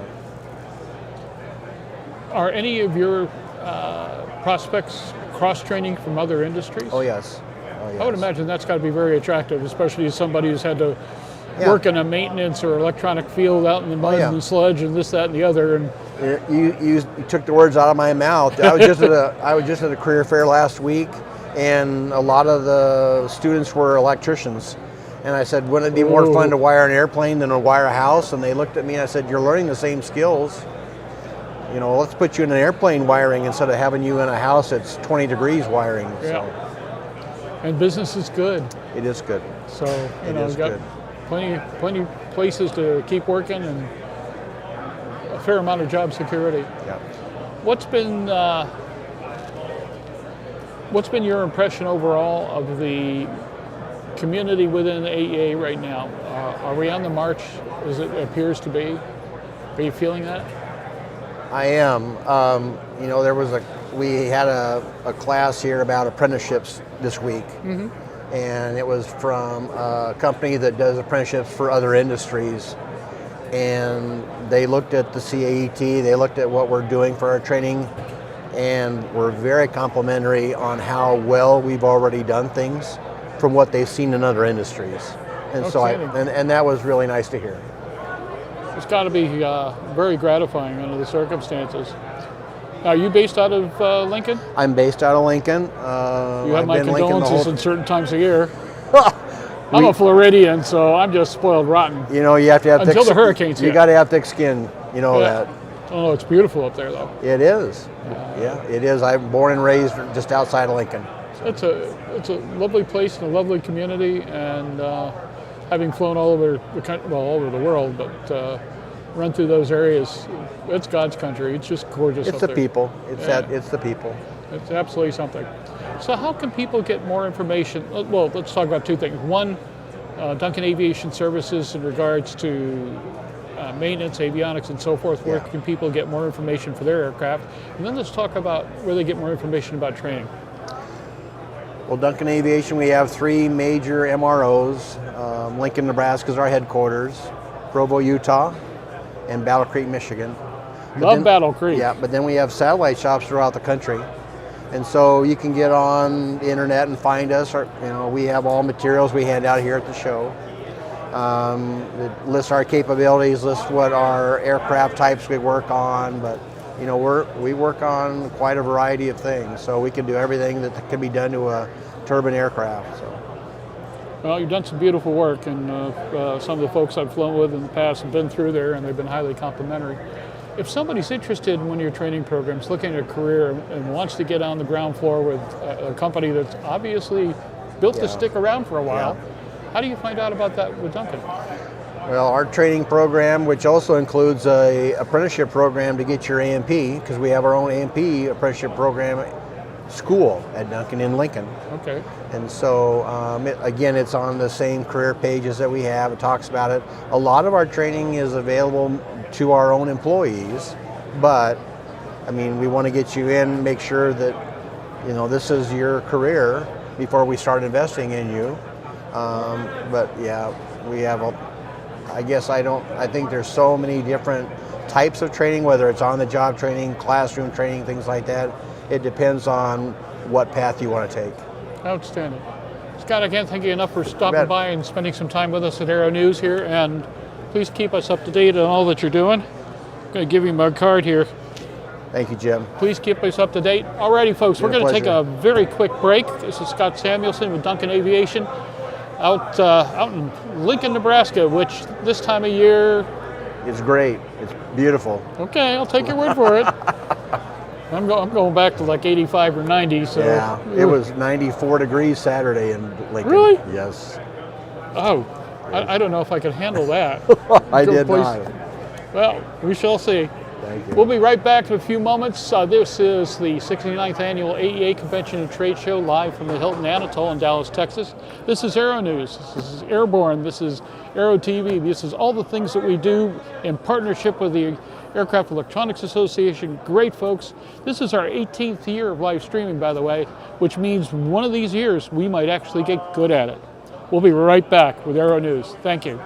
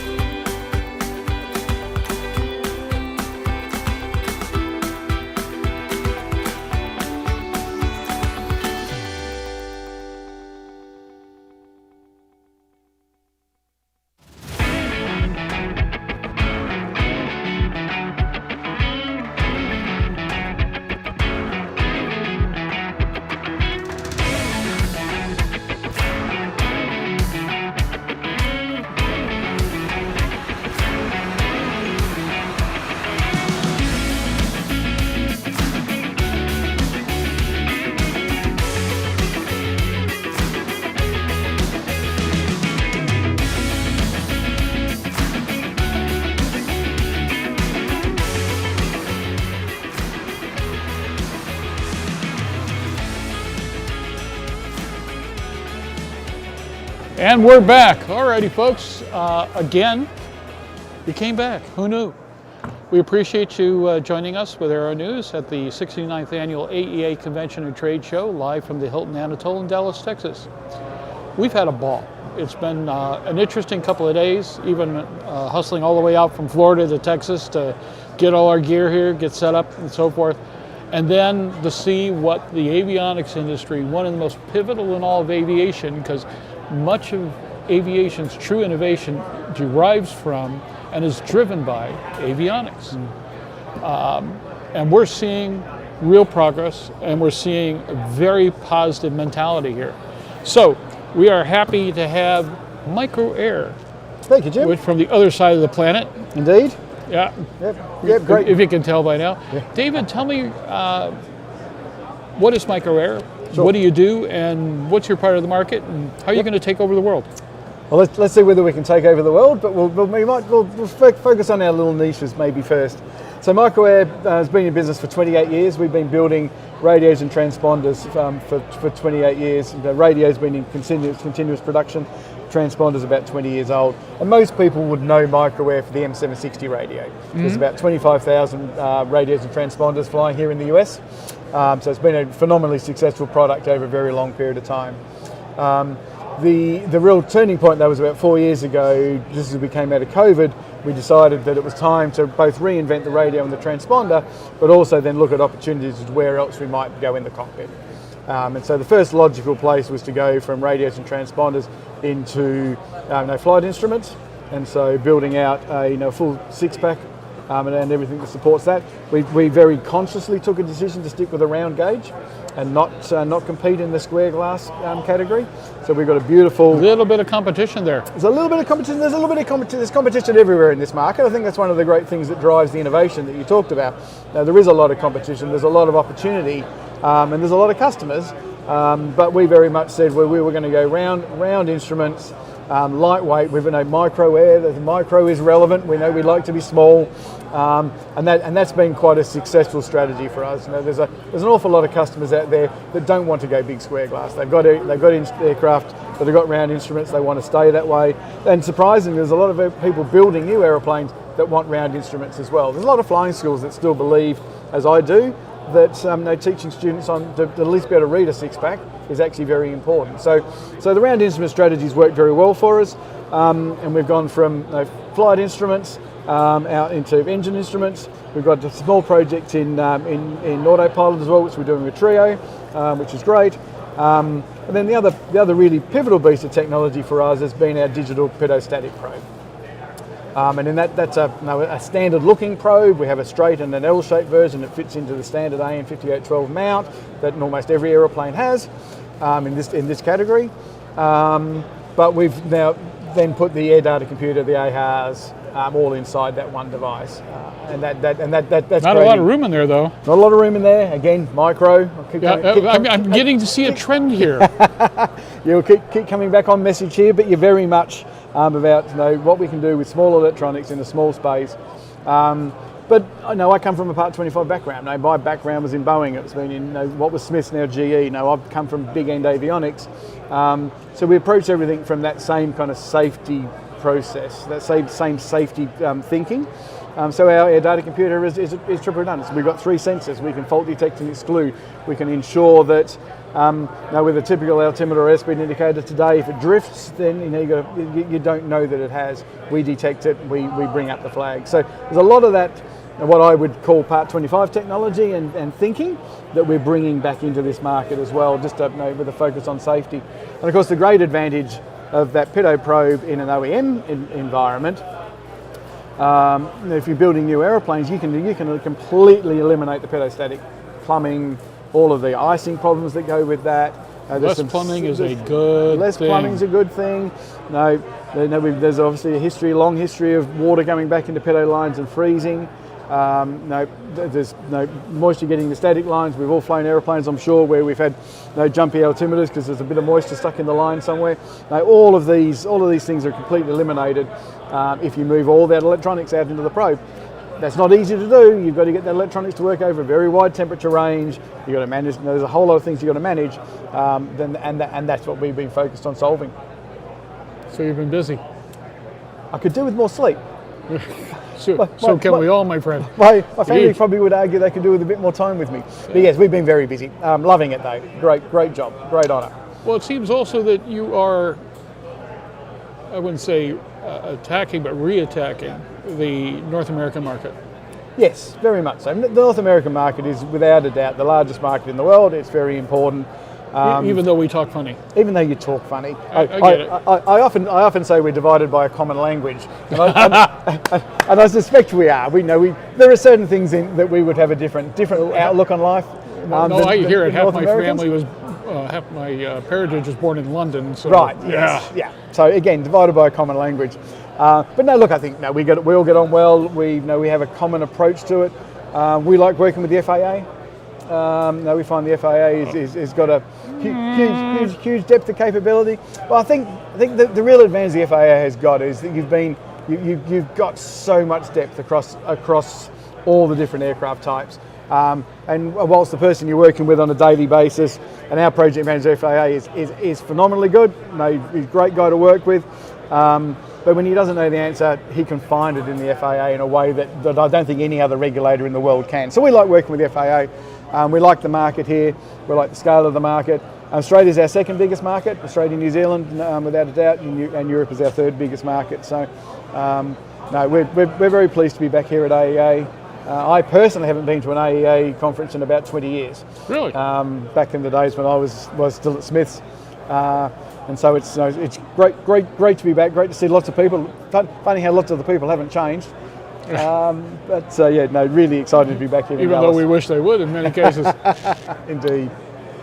The U.S. in particular is embarked on a whole new regulatory cycle. Mm-hmm. Mosaic. Yep. Absolutely. I've been documenting a lot of this. The folks who write the Sport Plane Resource Guide, the monster book on all this stuff. And we've been watching this for a while. Mosaic is a culmination of a lot of things. The big question is this industry ready for both the freedom as well as the ability that this gives us to build a new future for GA? Yeah. Look, I think Mosaic's really exciting. I think it's a great opportunity. I think you're right. I think that it's going to take a while for industry to really work that out. This idea that we can self-regulate with supervision, if you like, that's the way I like to put it, is going to be quite new, particularly to the avionics companies. There's a bunch of smaller ones that will get a great opportunity to step into a market that perhaps they haven't been able to access. I think some of the larger ones that have been around a long time will probably struggle to work at how they move back down into that space. And I think, I'd like to think that we're quite well positioned in that. We've obviously got certified product. We've got a lot of product in the experimental LSA space. We tend to use that space to develop ideas, get feedback from customers. Most of our products have come out of ideas and conversations with customers. We'll come up with a concept. They like 90% of it. They come up with what they would actually like for the other 10%. We go and develop that, and then all of a sudden that becomes the bigger product than what we started with. That's happened to me a few times in life now, and our digital pedostatic probe is a really good example of that. That was entirely customer feedback around our core instrument system, and they said, well, we would like this, this, and this, and then we ran with that and came up with what is probably now our best-selling product. So I think Mosaic's going to be a really interesting journey. I think it does give us the opportunity to fundamentally change aviation in this country. We need to see regulators around the world following and adopting that, and I think that will take a little while. We obviously still got a very different regulatory environment in Europe than we have here. Australia is probably moving slowly in that direction as well. But I think Mosaic will give us that opportunity. It's going to really come down to can we really grab it? And I think if you look at history, my perception of history in the US, there's been cycles when aviation's been exciting, and then it's become humdrum, and you can look at the sales of aeroplanes over time, and you can see that reflected. It's up to us now to keep it exciting. It's now up to us to use Mosaic to make it exciting, and I think. Bingo. I think really it is. I think at the end of the day, we don't feed ourselves as an industry. We're reliant on the public really buying into the fact that this is their opportunity to go and do the thing that they've loved. The looking out of the window and staring at the skies can now be a reality for a lot more people. We're seeing such and that's the opportunity. intriguing entries in this area. Yeah. We had such a lovely shock at Oshkosh this year when a guy out of nowhere shows up with 4 airplanes, all the same kind. Yeah. The Spirit SE1. Yep. Its own engine. Yes. They already had 20 some odd out built out in Colorado. They flew 4 of them out, and they're all right off the line. They've been run up for an hour and off they went. 69.5 fly away. Single seat. Yeah. As I understand from his people, if and when they ever decide to do a 2-seater, $100,000 2-seater is a possibility. Yeah. What that means for this industry, the psychology of this industry, what we can do with it, is extraordinary. Yep. We need to reseed the grassroots of aviation. Yep. No, I agree entirely. You look back at the obviously I wasn't around in the 50s, but you look back at the aviation in the 50s where there was a belief that it could replace, not supplement the car. Yeah. Like there was this merger of the automobile and the aeroplane coming together. And there was a huge excitement about it. And then we went through this, the period in the 60s and into the 70s where it really started to get more expensive, and aviation's become significantly more expensive over that time. I think Mosaic's the opportunity, as you've just said, to drive down that cost and create new opportunity. And I think that creates opportunity at the aircraft level, it creates opportunity at the avionics level. And I think that we can build aeroplanes now that are much safer, and we can use technology to do that. Well, the thing I like best about Mosaic, everybody talks about the freedom and the lack of regulation. What I like is it's taking the brakes off the innovative aspect of aviation. It's been held back because you got to have, every tool for the job looked like a hammer for a while there. It's about the only way you get anything done. Now it's a matter of creating something that just plain works. Yeah. And we're excited. We really are. And, I've been watching, I've been flying 55 years. And I watched a lot of cycles in this industry, and I am absolutely enthralled with the possibility. Yeah. But it's up to us not to blow it. It is, I agree. And equally though, I think if you look at Part 23, Part 23 to Amendment 63 or 62, whichever one it was, it evolved into a much more standardised framework as opposed to a prescriptive regulatory framework. So I think there's change, and I mean, credit to the FAA. I think they've done some great work at Part 23. I think they're doing great work in Mosaic now. And I think all of that, I actually think there's probably a better continuum through there now, because you can do stuff at Mosaic with a lot of freedom, and actually you can flow that through to finding your own means of compliance, etc., into Part 23 as well. So I think you've got a range of opportunity there, and obviously you've got to balance that with safety. At the end of the day, if you've got people paying money to sit on an aeroplane, they deserve to. They have an absolute right to understand that they've got a safe platform they're flying on, whilst not restricting those that are prepared to take a bit more risk on their own to go and experiment and learn from that. So I think the regulatory environment's getting much closer to ideal. I don't suppose it'll ever be perfect, but it's getting much closer to ideal. And a lot better than what came before. Exactly. That's what counts in the long run. Yeah, exactly. David, how can people get... excuse me. Okay, try that again. How can people get more information on Micro-Air? Sure. So obviously, if they happen to be here, then come and visit us at our booth at 701. 2 weeks time we'll be in Sun and Fun. Not that many weeks after that is Oshkosh. So lots of opportunity to come and play with the product. And then variety of regional things that we do as well. Our website has a wealth of information. We haven't got it launched quite yet, but we're building a new configurator tool where people will be able to come on, load up their panel, and start placing the different instruments, and it will then generate all of the installation documentation that needs to go with that.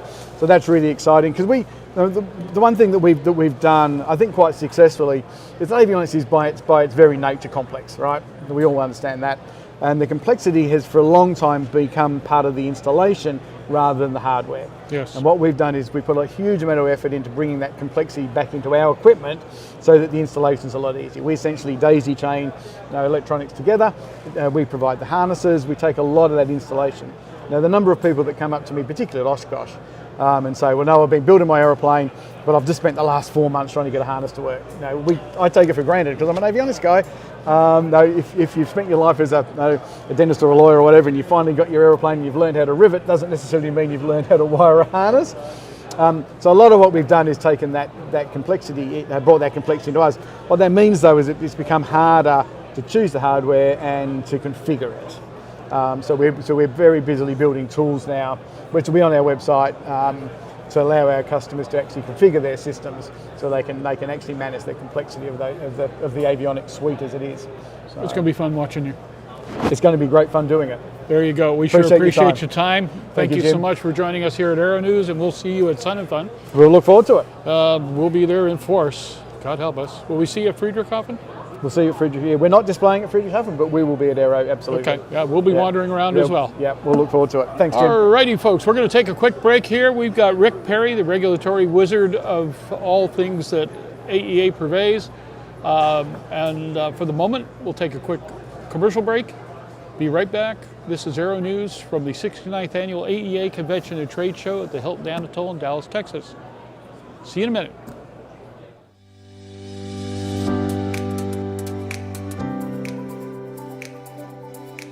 Aero-News Network's coverage of the 69th Annual AEA International Convention and Trade Show, live from Dallas, Texas, is brought to you in part by the following sponsors.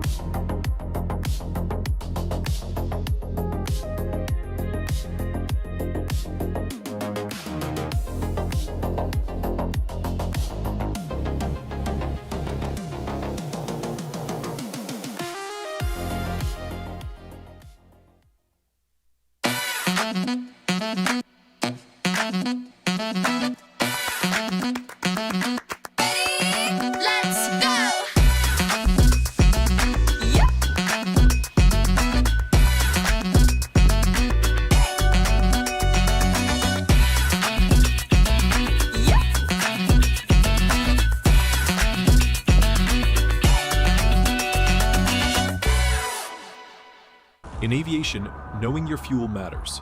SAIS designs and manufactures advanced fuel quantity sensors using patented magneto-resistive technology. The result is precise, reliable fuel level data that integrates seamlessly with modern avionics.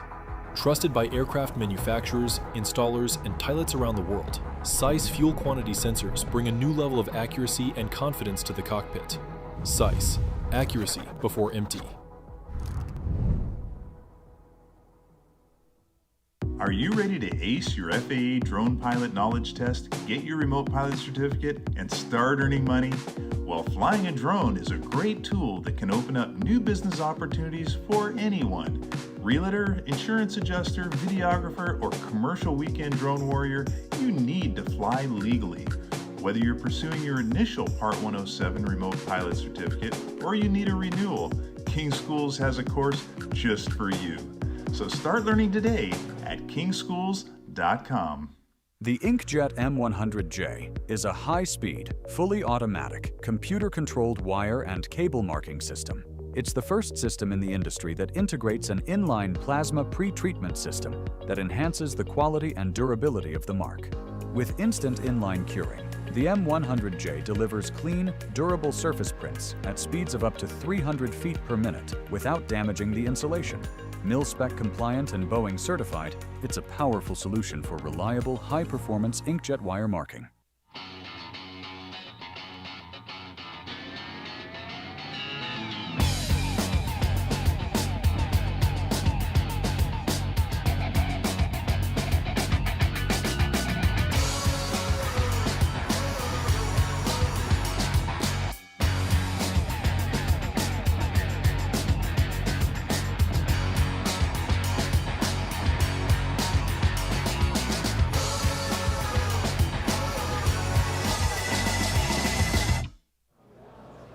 And we're back. Okay, it is time to sit down with AEA's regulatory grand poobah, the Wizard of Regs, Rick Perry.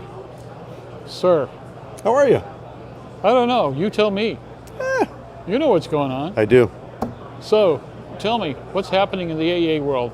According to Rick, of course. According.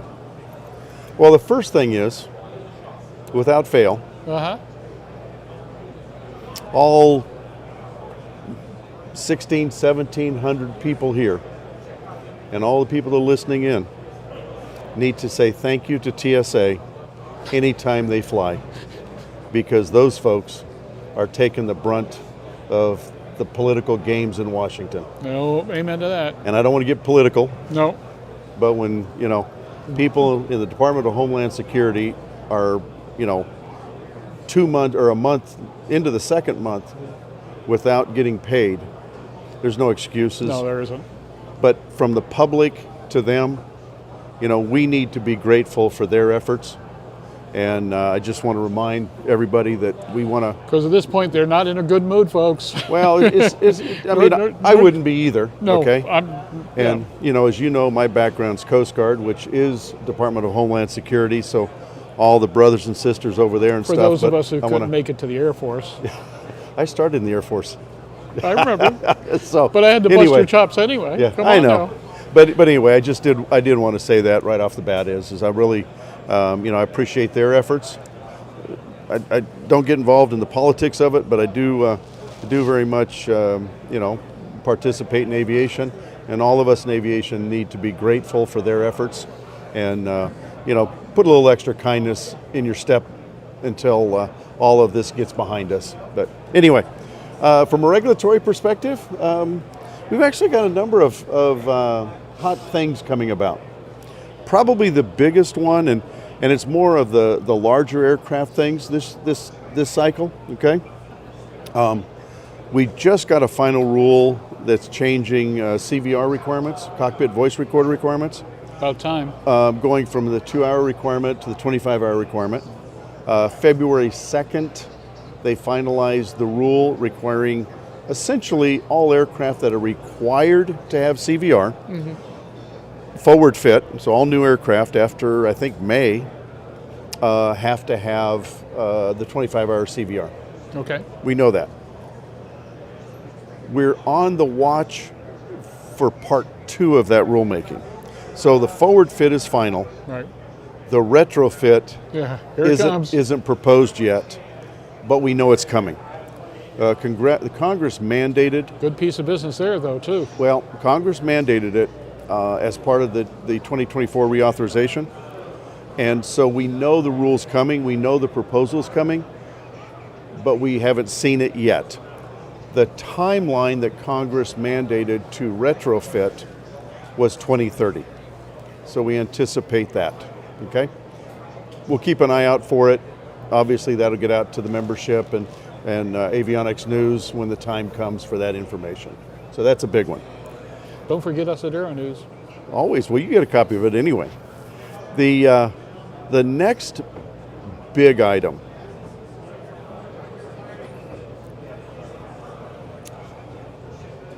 The tea leaves at this point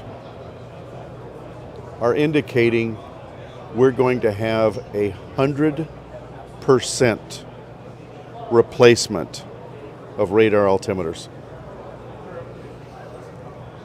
Oh boy. Okay.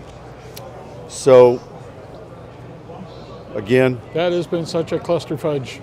Well, beginning with congressional action. Yeah. Okay. We have the big beautiful bill.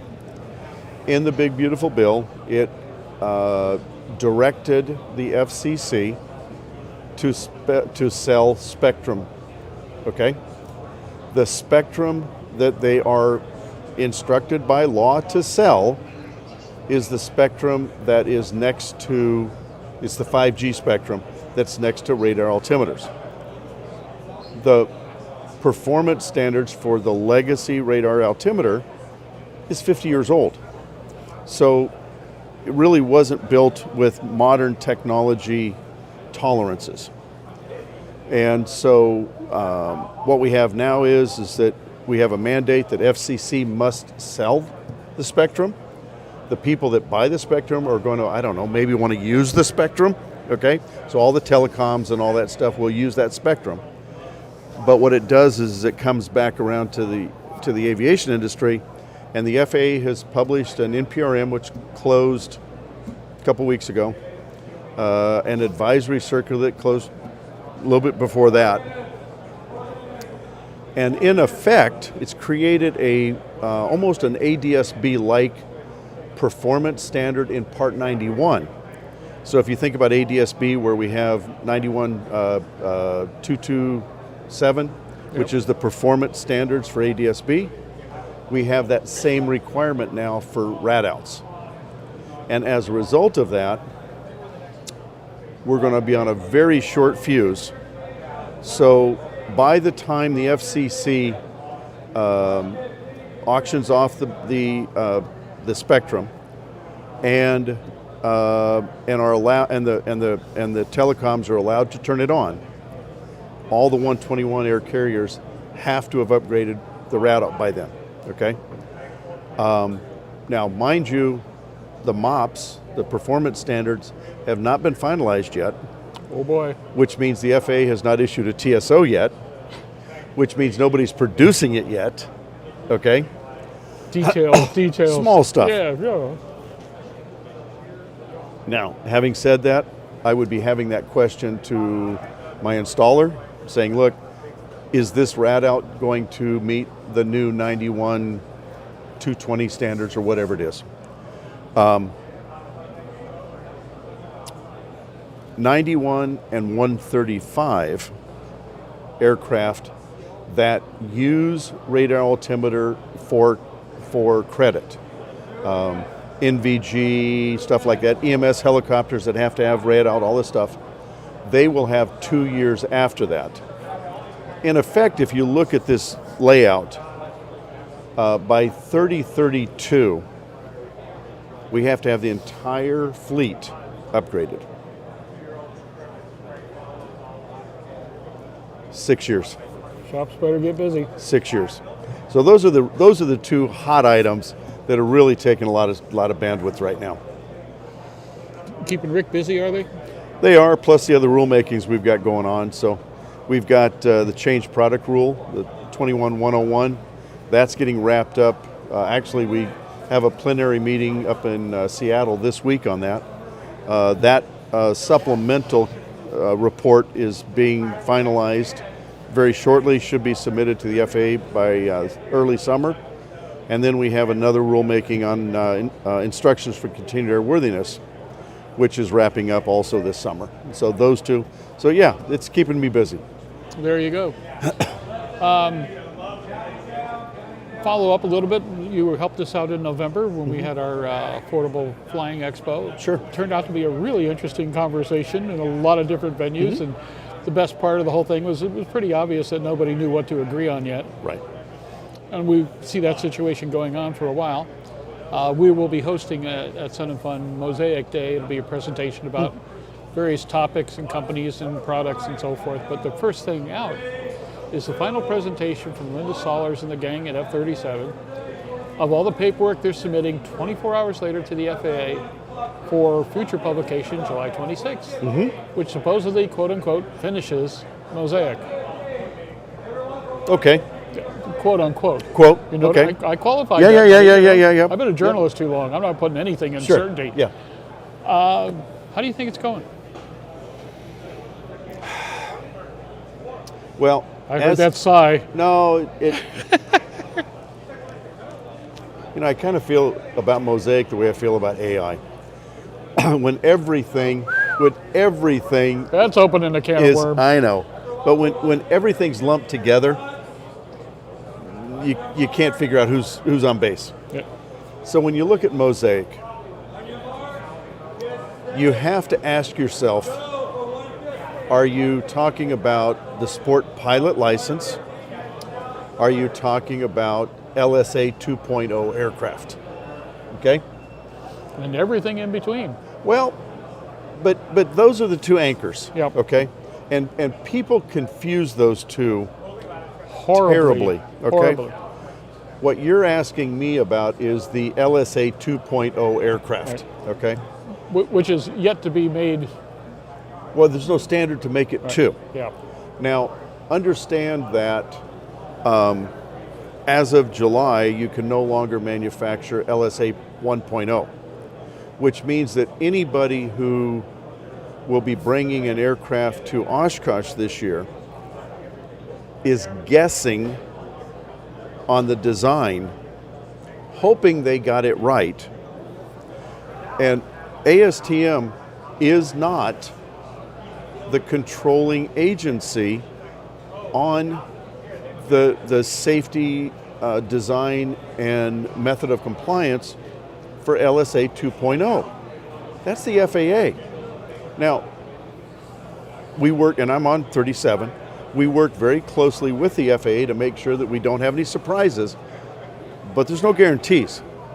So ASTM will submit these documents to the FAA for the FAA to accept them as acceptable means of compliance to Part 22 aircraft, okay?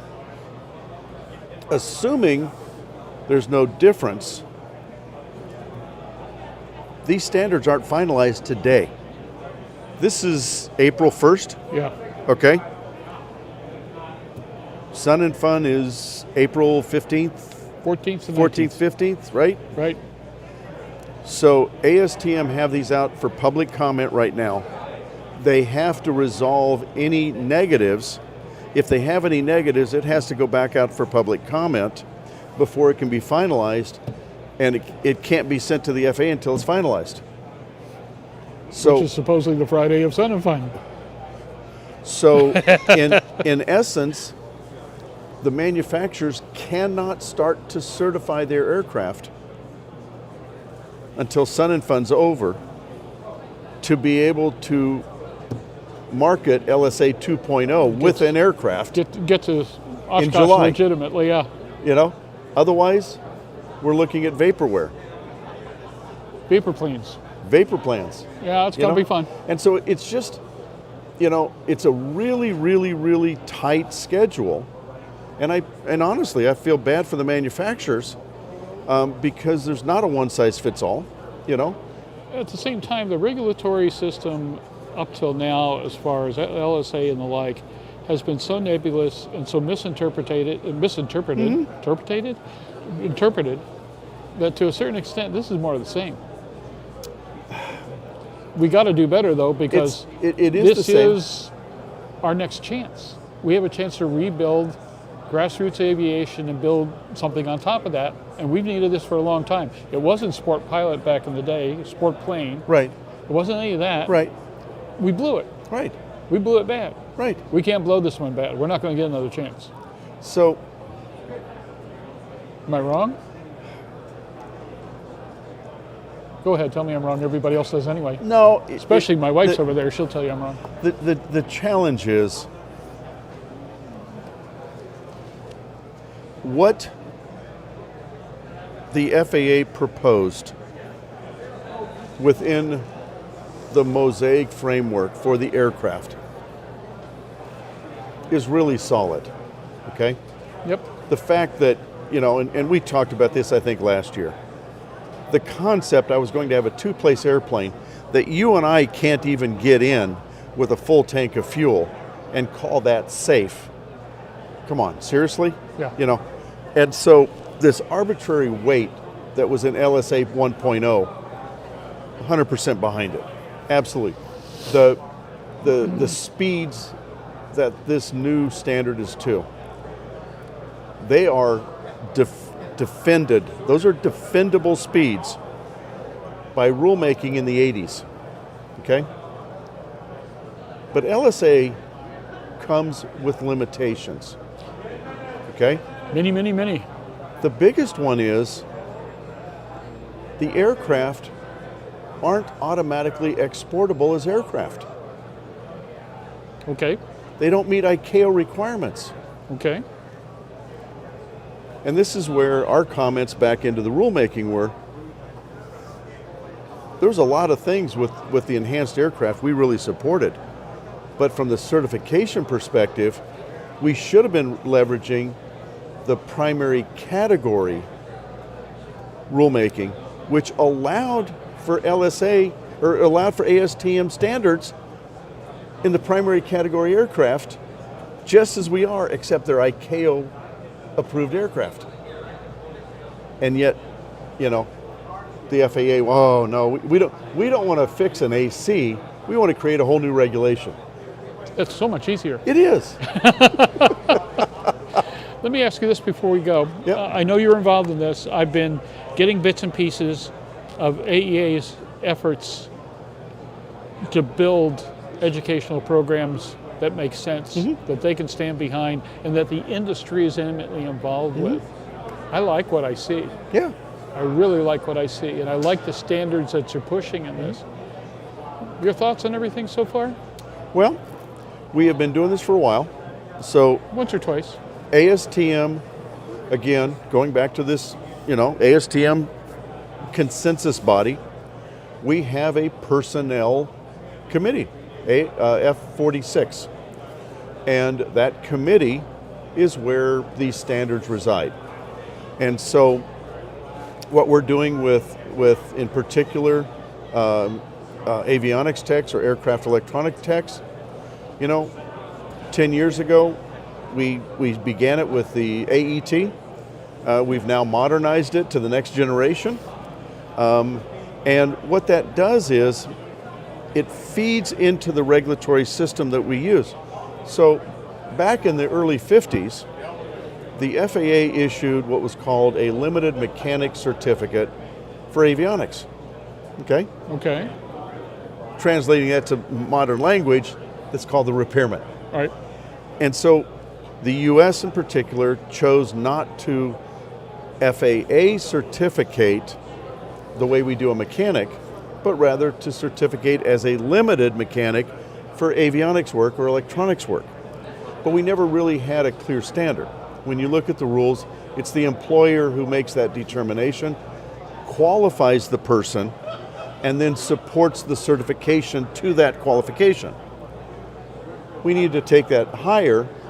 We did have a rulemaking activity, committee activity, for the portability of repairman certificates.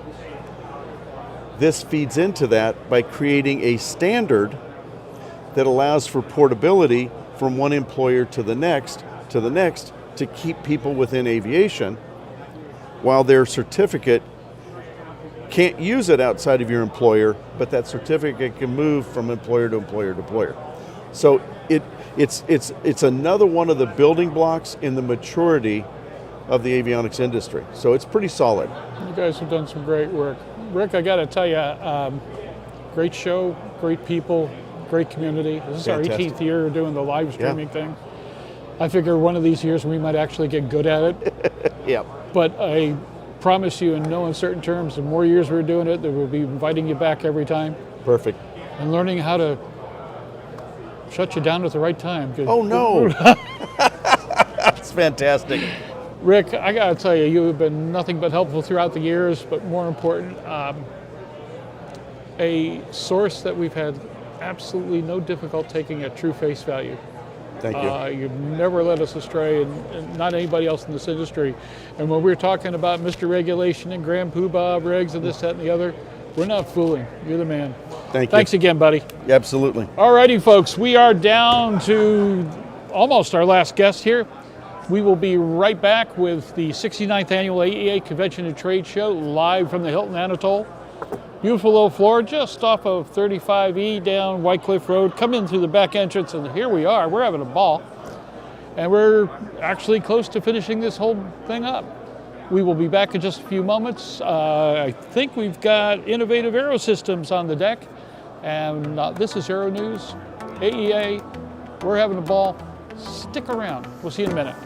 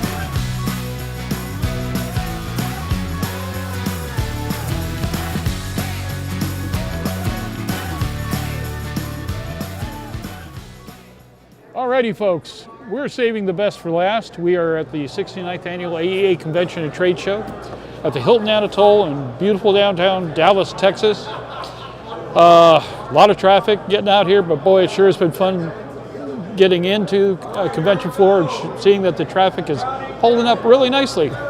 This has been a great show for us. This is our 18th time presenting the best and brightest of the avionics world, and we're pretty excited to be able to continue doing this year after year.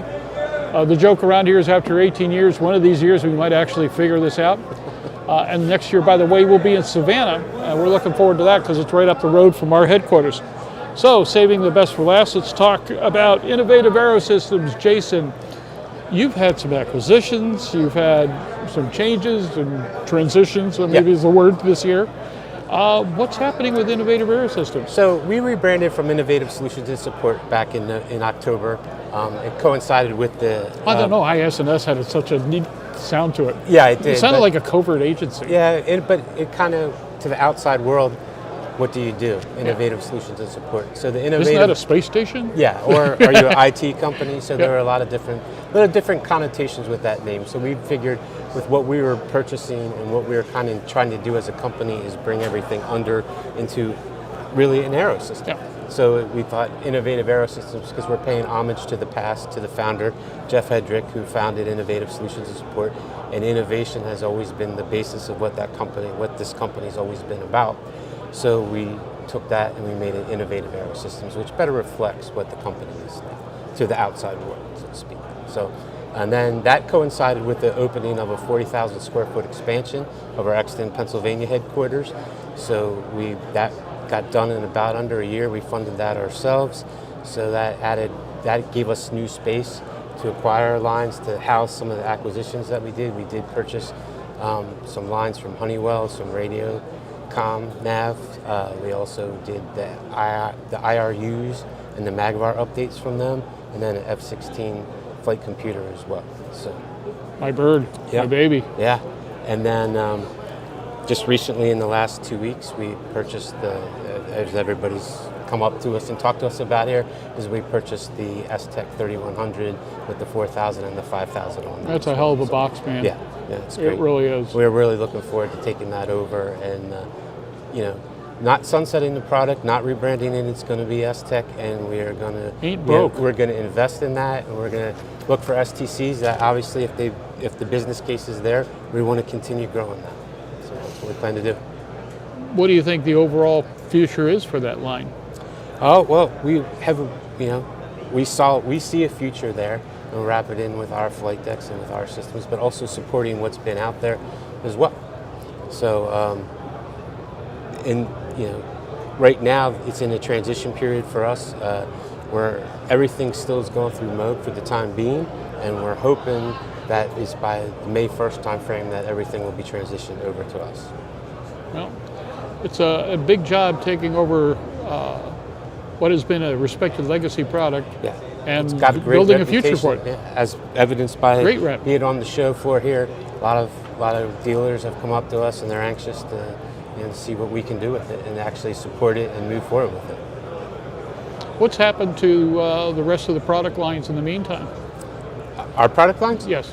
So we continue positive momentum with our King Air auto throttle. We did a military contract with the C-12, so we've done that. The 260 and the 360, which were the OEM on, they continue to sell well and continue to perform well. So the momentum continues with the auto throttle. Our 757, 767 legacy lines, still a workhorse, still bread and butter for the company. I bet. We're developing new products for that, ADS-B software updates, LPV updates for that as well. We're looking forward to the S-Tech line. So there's a lot of positive momentum with the company right now. Well, autopilot technologies in particular are becoming all the more critical in an age where the amount of information that has to be translated into physics, so to speak, has become hypercritical, especially with the fact that we're asking these systems to do more and more. I mean, up to a point where, heck, fly the airplane, period. Above and beyond the norm. Yeah. How are you tackling these kind of acquisitions? Well, we're ramping up staffing for that as we're going right now. There's a learning curve. There's training of the staff that are going to be the support for that as well, and our engineers as well too. So there's going to be a bit of a learning curve there, but we plan, everything's in transition right now, so it should be ready to go. How big is the company? Well, we are now 185 employees. Yeah. So, and that's respectable. Again, earlier I mentioned that we had our 40,000 square foot expansion too. So everything manufactured, built, software, engineered, everything's built in the U.S. in our Exton plant, just outside of Philadelphia. What's your feel right now for the maturity of the industry? We've been watching everything post-COVID, the recovery, so forth and so on, but what's your feeling, what's your vibe right now? To me, it feels like it's a little bit of there's a state of change going on here, where a lot of people are starting to focus on the autonomy, on the autonomous side of things, and there's a lot of lessening the pilot workload, which even has always been a goal I think in the avionics field, but now it just seems like there's so much more and more. It's very directed. Yeah. We're getting to the point of the old joke about the pilot and the dog. Yeah. The dog's there to bite the pilot if he touches a darn thing. Well, that's when we had the auto throttle. We in that King Air market, a lot of those guys are veteran King Air owners and everything. And what do you do with our right hand? You know, that's the fun of doing that. So you're kind of changing the way people fly. So there's got to be that buy-in, and I think you're starting to see that now. As younger generations come in, they're used to a lot of that, more of the technology and more of automation doing things for them as well. So. And God help us when we start seeing more AI and all this. I know, that's a scary part of it too. Yeah, the more I get into the technology, the more I try to teach myself or learn online. It's a combination of holy smokes with we've got problems. And it rapidly advances too. That's the. It changes day after day after day, it seems. Yes. I've got a number of friends in the industry, and including Elon. There's a conversation. Yeah, right. And you look at these things, and it just blows my mind. But more important right now, where, when, and how will the more important implementations come to aviation? Right, and then I think those are happening now, but then it's also, what gets past regulation and the regulators and everything like that as well, and that whole process. Can you imagine writing the regs for that? Oh, no, I can't. Yeah. Oh, goodness. Well, we've gotten a feel for this particular show. It's been fairly upbeat. Everybody seems to be thinking that business is good, and about to get better, especially now that a lot of the terrorism is gone. Right. But at the same time, there are problems that everybody's talking about. We're still having problems with training, although AEA's made a heck of an effort in that regard. They do a fantastic job, yeah. Hard to find people to train. Yes. And on top of it, the other part is trying to convey to the industry what we do, how we do it, and how you come together to meet your mutual goals. What are your thoughts on all that? Well, it's great that their AEA does this. I know as a company, we try to, reach out to the people that buy our product and offer all the training that we can, whether it be CBT, computer-based training, or actually having, with the auto throttle, we used to have our company pilot actually go help and do training as well too. Really? So yeah. Cool. Outstanding. What else can we expect from you in the future at this point?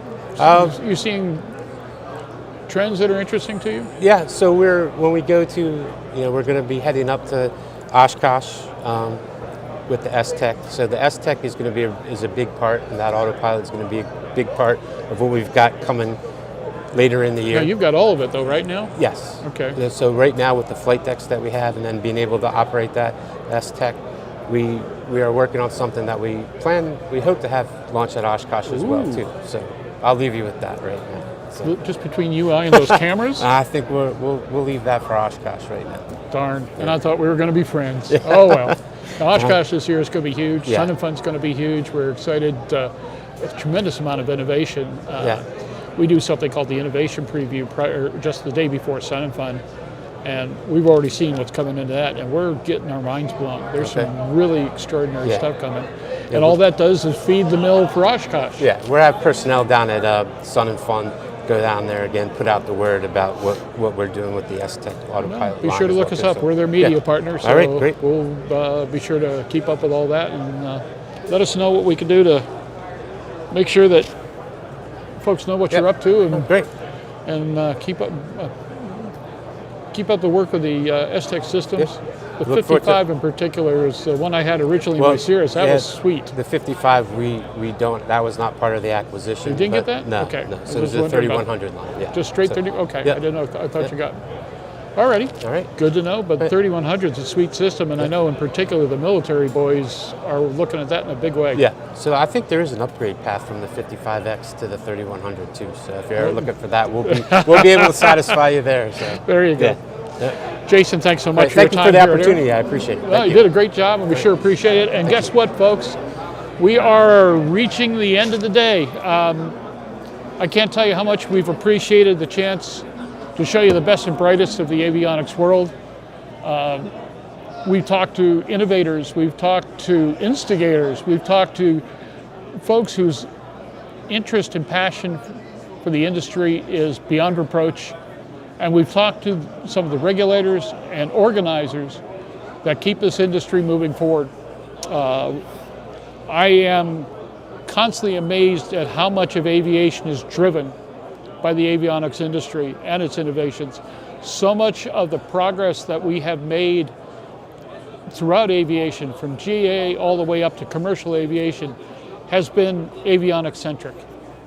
So, on behalf of Aero-News, on behalf of my wife Misako, who organized this whole shenanigan, on behalf of Cam Walton behind the camera, who also does our airborne program for the foreseeable future until Holland comes back from maternity leave, and then he goes on to other projects for us. To the man behind the curtain, Nathan Cremasino, who's been our chief videographer since God Wore Sneakers, and has done an extraordinary job all 18 years of live streaming AEA. To Kate Wilson, who's been working communications here, and all the folks at home, John Triplett, Addison. We've got this really crazy, great crew of people who I love dearly. I should say Addison DeWitt, who, by the way, has gotten her CFI and is now training people at Purdue in the 737 sim, so be careful, that girl's going to go out and do amazing things. And so many other people associated with the Aero-News universe. We appreciate your support, we appreciate your help. Oshkosh is coming. In the meantime, we've got Sun and Fun. Our innovation preview will start at 4 p.m. on the 13th. Sun and Fun starts on the 14th. Thursday, we do Mosaic Day. Every morning, we're doing morning brief. Every afternoon, we're doing airborne. We've got the Sun and Fun Digital Daily, snfdd.com every day. And then, of course, on Saturday, Saturday Flight Live, the day and the night air show live, and so much more. And we're having a ball. If we had to get real jobs, we'd really be sunk. This has just been the greatest joy for all of us. So on behalf of Aero-News, on behalf of Airborne, Aero-TV, our group with the Sun and Fun Project, our AEA projects, and all the other things that we do, we thank you for your time and attention. We look forward to seeing you at airborne-live.net come April 13th at 4 p.m. Eastern, and then all through the week at Sun and Fun. We'll see you at Friedrichshafen, Germany, and we will see you at Oshkosh. And beyond that, I don't think that far, and I'm beat. That's as far as I'm going.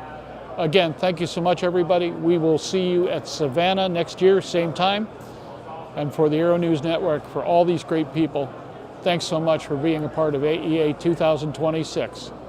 Y'all have a good one. Bye now.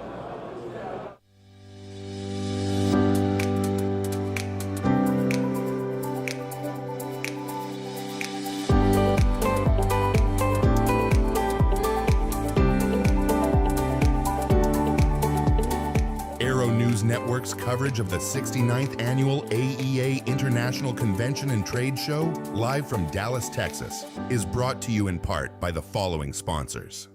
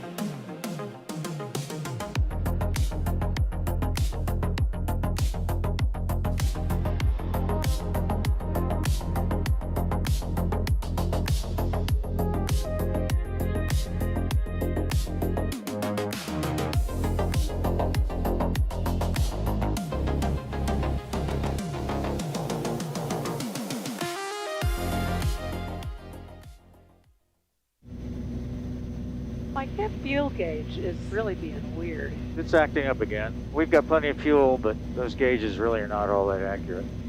Great.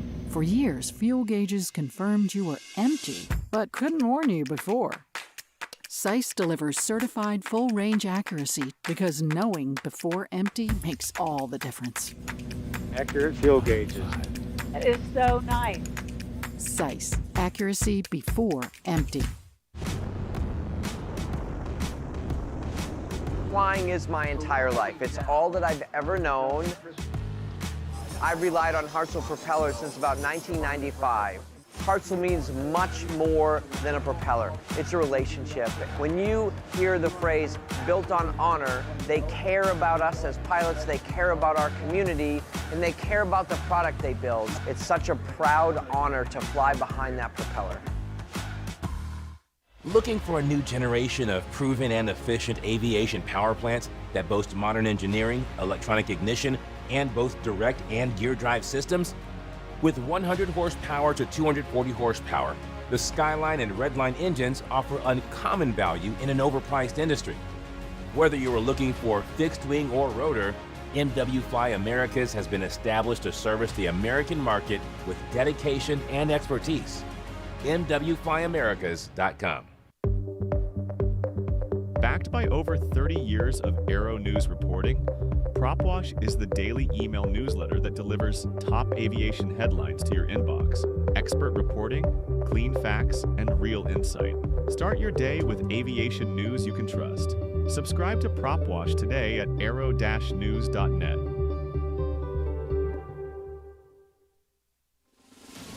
DirectFly USA proudly introduces the new Alto NG, a single-engine, two-seat light sport aircraft for the North American market. This simple, all-metal aircraft design provides low-maintenance cost, easy, comfortable access, and responsive flight controls. Equipped with the Rotax 912 engine and a ballistic parachute, the Alto NG is reliable and safe. Learn more about the Alto NG at directflyusa.com.